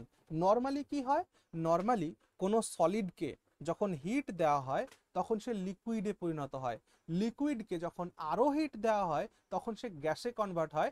যেমন আমরা যখন বরফকে যদি আমরা একটা প্যানের ওপরে, ফ্রাইং প্যানের ওপরে একটা বরফকে যখন রাখবো তখন সেই বরফ ধীরে ধীরে গলে জল হবে, পরবর্তীকালে সেই জল থেকে বাষ্পীভূত হবে। তো এটা একটা নর্মাল প্রসেস। কিন্তু সাবলিমেশন হচ্ছে সরাসরি সলিড থেকে গ্যাসে কনভার্সনটাকে বলা হয় সাবলিমেশন। আমরা বাড়িতে কর্পূর দেখেছি, কর্পূর, এই কর্পূরের যে ভ্যাপরাইজেশন হয়, তো মানে সাবলিমেশন মানে এক কথায় মনে রাখতে পারো ভ্যাপরাইজেশন, যেগুলো ভ্যাপারাইজড হয়ে যায়, অর্থাৎ কর্পূর এর ভ্যাপারাইজেশনটা হচ্ছে সাবলিমেশন একটা এক্সাম্পল। ন্যাপথলিনও হবে না দাদা? হ্যাঁ বলো। ন্যাপথলিনও হবে? হ্যাঁ, ন্যাপথলিন, ইয়েস। তাহলে হ্যাঁ, এখানে আমাদের কর্পূর, অর্থাৎ যেটাকে আমরা বলি হচ্ছে কি ক্যাম্ফোর, হ্যাঁ, ক্যাম্ফোর মানে কর্পূরের ভ্যাপরাইজেশন। তারপরে ন্যাপথলিন, ইয়েস, ন্যাপথলিনের ভ্যাপরাইজেশন। আর কি আছে বলো? Ammonium chloride,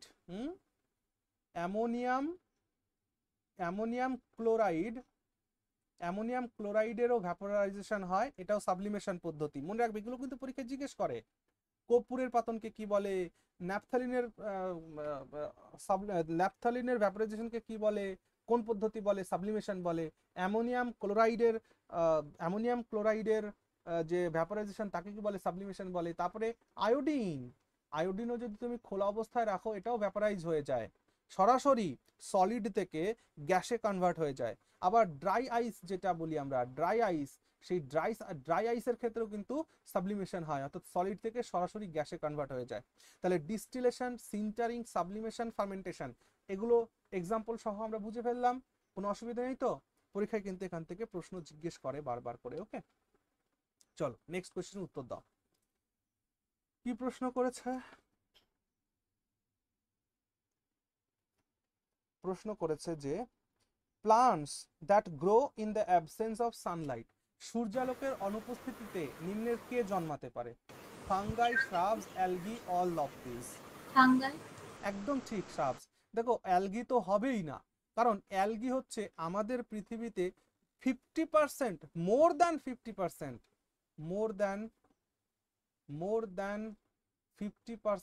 of oxygen is provided by algae. অর্থাৎ অ্যালগি আমাদের পৃথিবীতে যত অক্সিজেন আছে তার 50%-এর বেশি অ্যালগি আমাদেরকে অক্সিজেন সাপ্লাই করে। তো সেহেতু অক্সিজেন সাপ্লাই করতে গেলে তাকে তো ফটোসিনথেসিস করতে হবে, আর ফটোসিনথেসিসের জন্য সানলাইট লাগবে।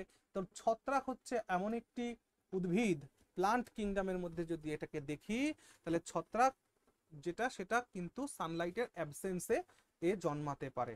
ওকে, চলে আসো নেক্সট কোয়েশ্চেনে। Which of the following nerve is responsible for the sense of taste? অনেক টাইম হয়ে গেল তো। বলছে যে which of the following nerve is responsible for the sense of taste, কোন নার্ভের জন্য আমরা টেস্টকে সেন্স করতে পারি? এটা আমি তোমাদের পড়িয়েছি, উত্তর করো।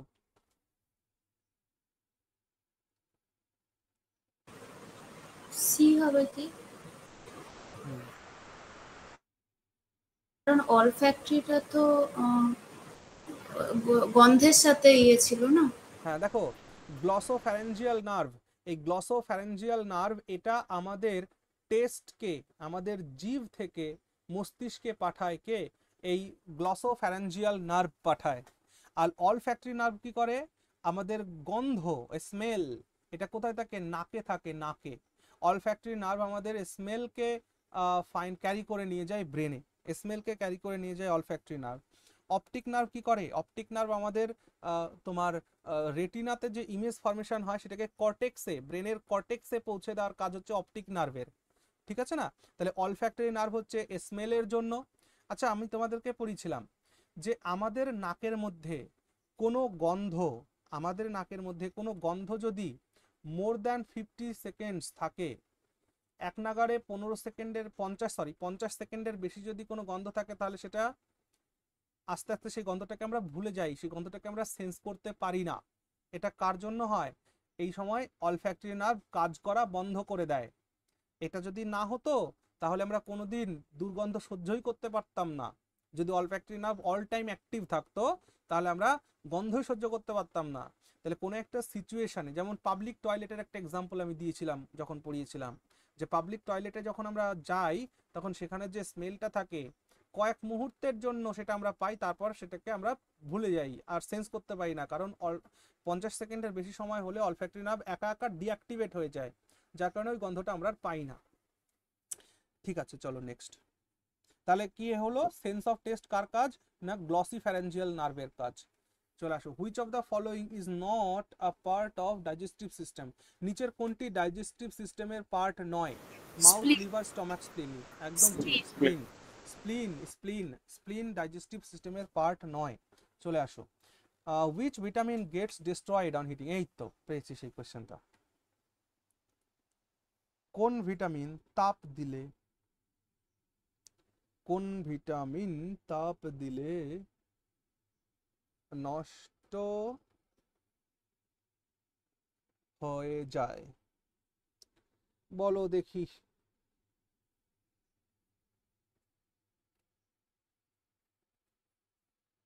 কোন ভিটামিনকে তাপ দিলে নষ্ট হয়ে যায়? That is vitamin B1।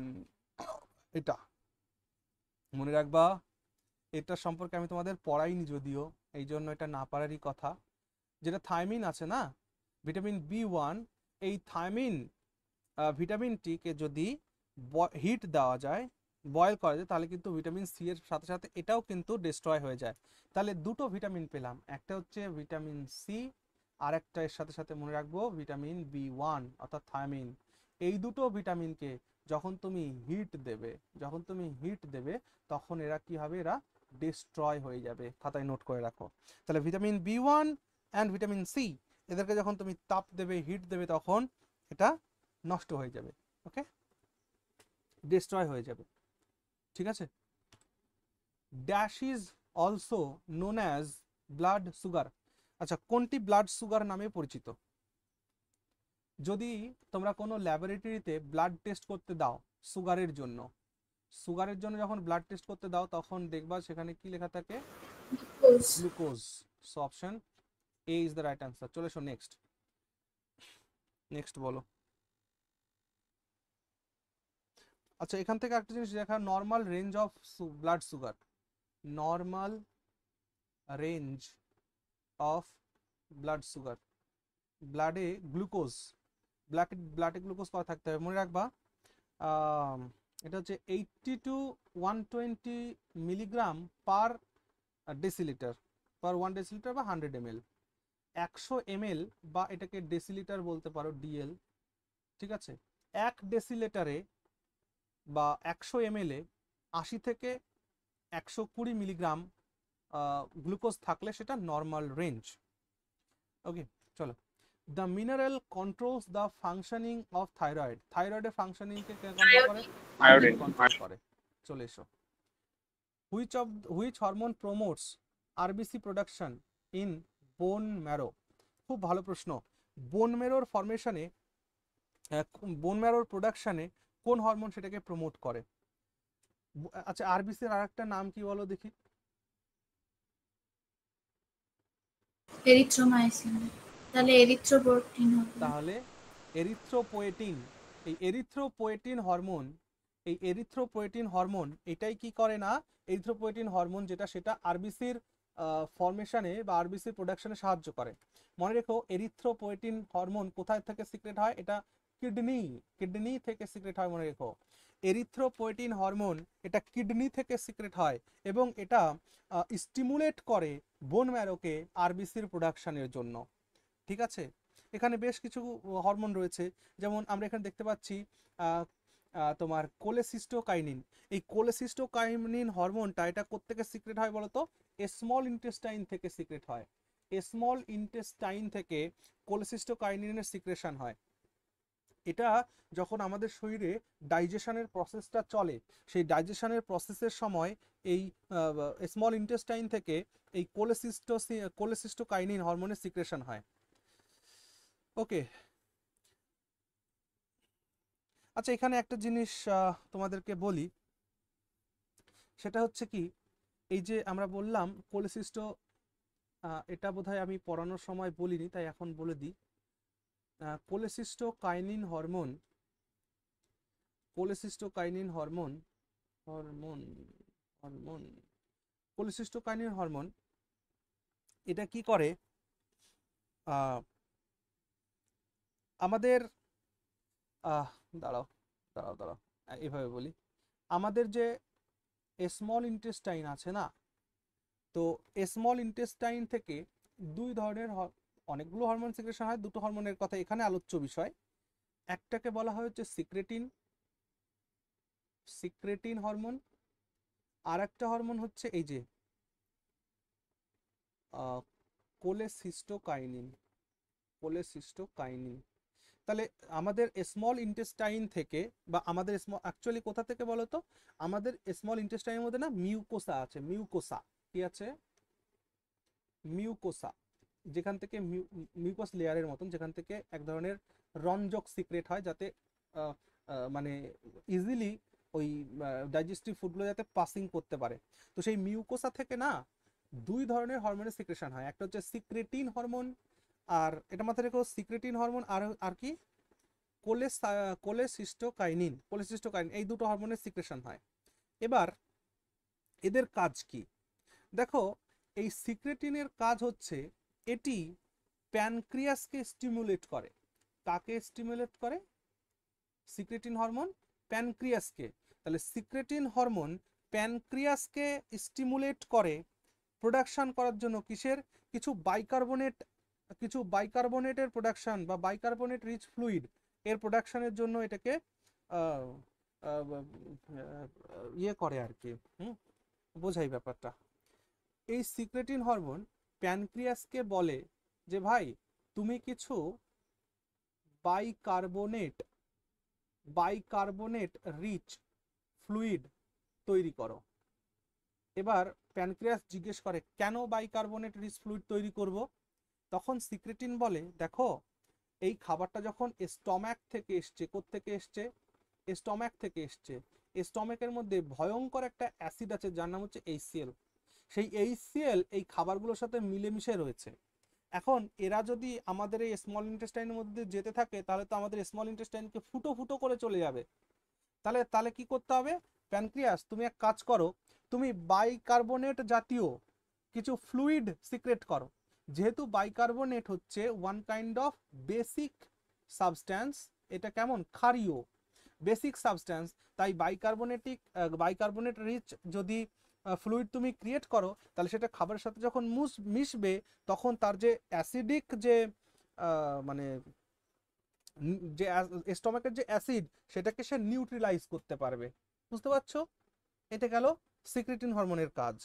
R cholecystokinin কি করে? কোলেসিস্টোকাইনিন গল ব্লাডারকে রিকোয়েস্ট করে। কাকে রিকোয়েস্ট করে? গল ব্লাডারকে রিকোয়েস্ট করে। কিসের জন্য? গল ব্লাডারকে বলে যে ভাই তুমি একটা কাজ করো, তুমি বাইল জুস দাও। ওকে, তুমি বাইল জুস দাও আমাকে। হ্যাঁ, তাহলে আমাদের স্মল ইন্টেস্টাইন থেকে দুটো হরমোনের কথা পড়লাম, সিক্রেটিন হরমোন আর একটা হচ্ছে কোলেসিস্টোকাইনিন হরমোন। সিক্রেটিন হরমোন প্যানক্রিয়াসকে স্টিমুলেট করে যাতে প্যানক্রিয়াস কিছু বাইকার্বনেট রিচ ফ্লুইডকে সিক্রেট করে, কারণ স্টমাক থেকে যে খাবারগুলো এসছে অ্যাসিড নিয়ে এসছে, সেই অ্যাসিডগুলোকে যাতে নিউট্রিলাইজ করা যায় এর জন্য। আর এদিকে কোলেসিস্টোকাইনিন হরমোন সে গলব্লাডারকে রিকোয়েস্ট করে যে ভাই তুমি কিছু বাইল জুস এবার আমাকে দাও। ওকে, আশা করছি পুরো কাহিনী তোমাদের ক্লিয়ার হয়েছে, ঠিক না? কোলেসিস্টোকাইনিন, ক্লিয়ার, বুঝতে পেরেছি আমরা? হ্যাঁ। হ্যাঁ দাদা। আচ্ছা, এখানে আরেকটা দেখতে পাচ্ছ সেরোটোনিন হরমোন। এই সেরোটোনিন হরমোন হচ্ছে অনেক জায়গা থেকে সিক্রেট হয়, ঠিক আছে? কিন্তু সেরোটোনিনের কথাটা বেশি করে মনে রাখবে কেন, এই সেরোটোনিন হরমোনের যে আমাদের আমাদের যে ইন্টেস্টাইন আছে সেই অর্থাৎ যেটাকে আমরা বলি gastro intestinal tract, gastro intestinal tract, gastro intestinal tract থেকে এই সেরোটিন হরমোনের 90% সিক্রেশন হয়। অর্থাৎ সেরোটিন হরমোনের 90% সিক্রেশন হয় গ্যাস্ট্রো ইন্টেস্টাইনাল ট্রাক্ট থেকে। আর এই সেরোটিন হরমোন ব্রেন থেকেও সিক্রেট হয়। ব্রেনের মধ্যে একটা গ্ল্যান্ড আছে, যে গ্ল্যান্ডটার নাম হচ্ছে পিনিয়াল গ্ল্যান্ড। সেই পিনিয়াল গ্ল্যান্ড থেকে 10% সিক্রেশন হয়। তাহলে সেরোটোনিন হরমোন দুটো জায়গা থেকে সিক্রেট হয়, একটা হচ্ছে গ্যাস্ট্রো ইন্টেস্টাইনাল ট্র্যাক্ট থেকে 90% আর ব্রেনের পিনিয়াল গ্ল্যান্ড থেকে 10%, ঠিক আছে? এই সেরোটোনিন হরমোন কি কাজ করে জানো? এই সেরোটোনিন হরমোন অ্যাকচুয়ালি ডোপামিন হরমোনের সাবস্টিটিউট হিসাবে কাজ করে। আবার বলছি, সেরোটোনিন হরমোন অ্যাকচুয়ালি ডোপামিন হরমোনের সাবস্টিটিউট হিসাবে কাজ করে। ডোপামিন হরমোন যেমন আমাদের ফিলিংসটাকে লং লাস্ট করার জন্য ইউজ করা হয়, অর্থাৎ এই যে মানুষ নেশাগ্রস্ত হয়, নেশা করে বা কোনো কিছুতে আসক্ত হয়ে পড়ে, শুধু নেশা নয়, কোনো কিছুতে আসক্ত হয়ে পড়া, সেই আসক্তি বা অ্যাডিকশনের জন্য কোন হরমোন দায়ী না? অ্যাডিকশনের জন্য ডোপামিন হরমোন দায়ী, বুঝতে পারছো? আর এই সেরোটোনিন না ডোপামিনের মতন খানিকটা কাজ করে, এ সাবস্টিটিউট বলতে পারো। কি করে? এ ডোপামিনের মতন এ যে কোনো ফিলিংসটাকে না লং লাস্ট করতে সাহায্য করে।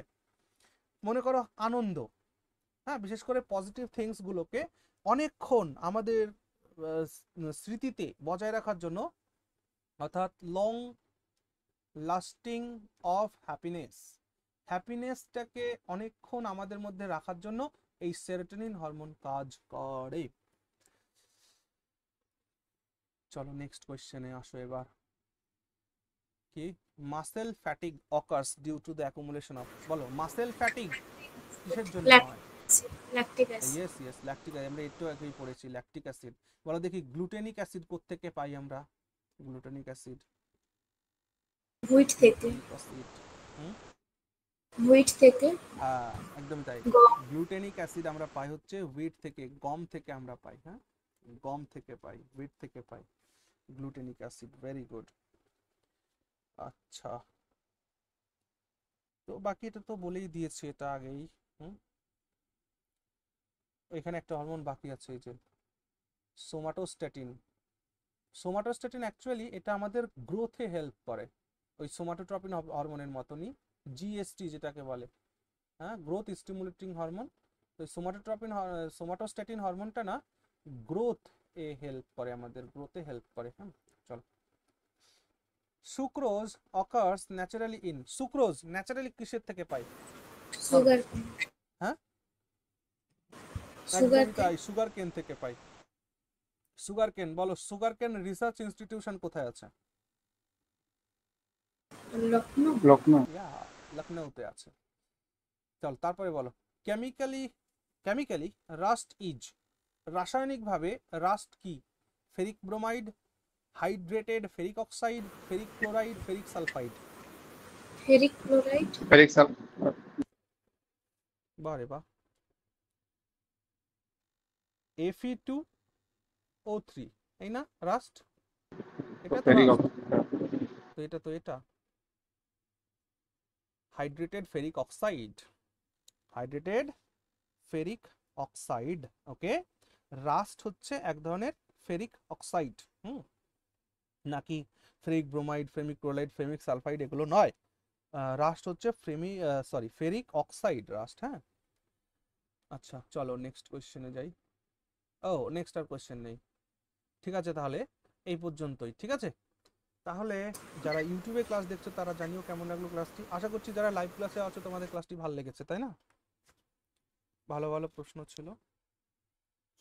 ঠিক আছে, দাদা তাহলে শেষ করলাম, ভালো থেকো সবাই। দাদা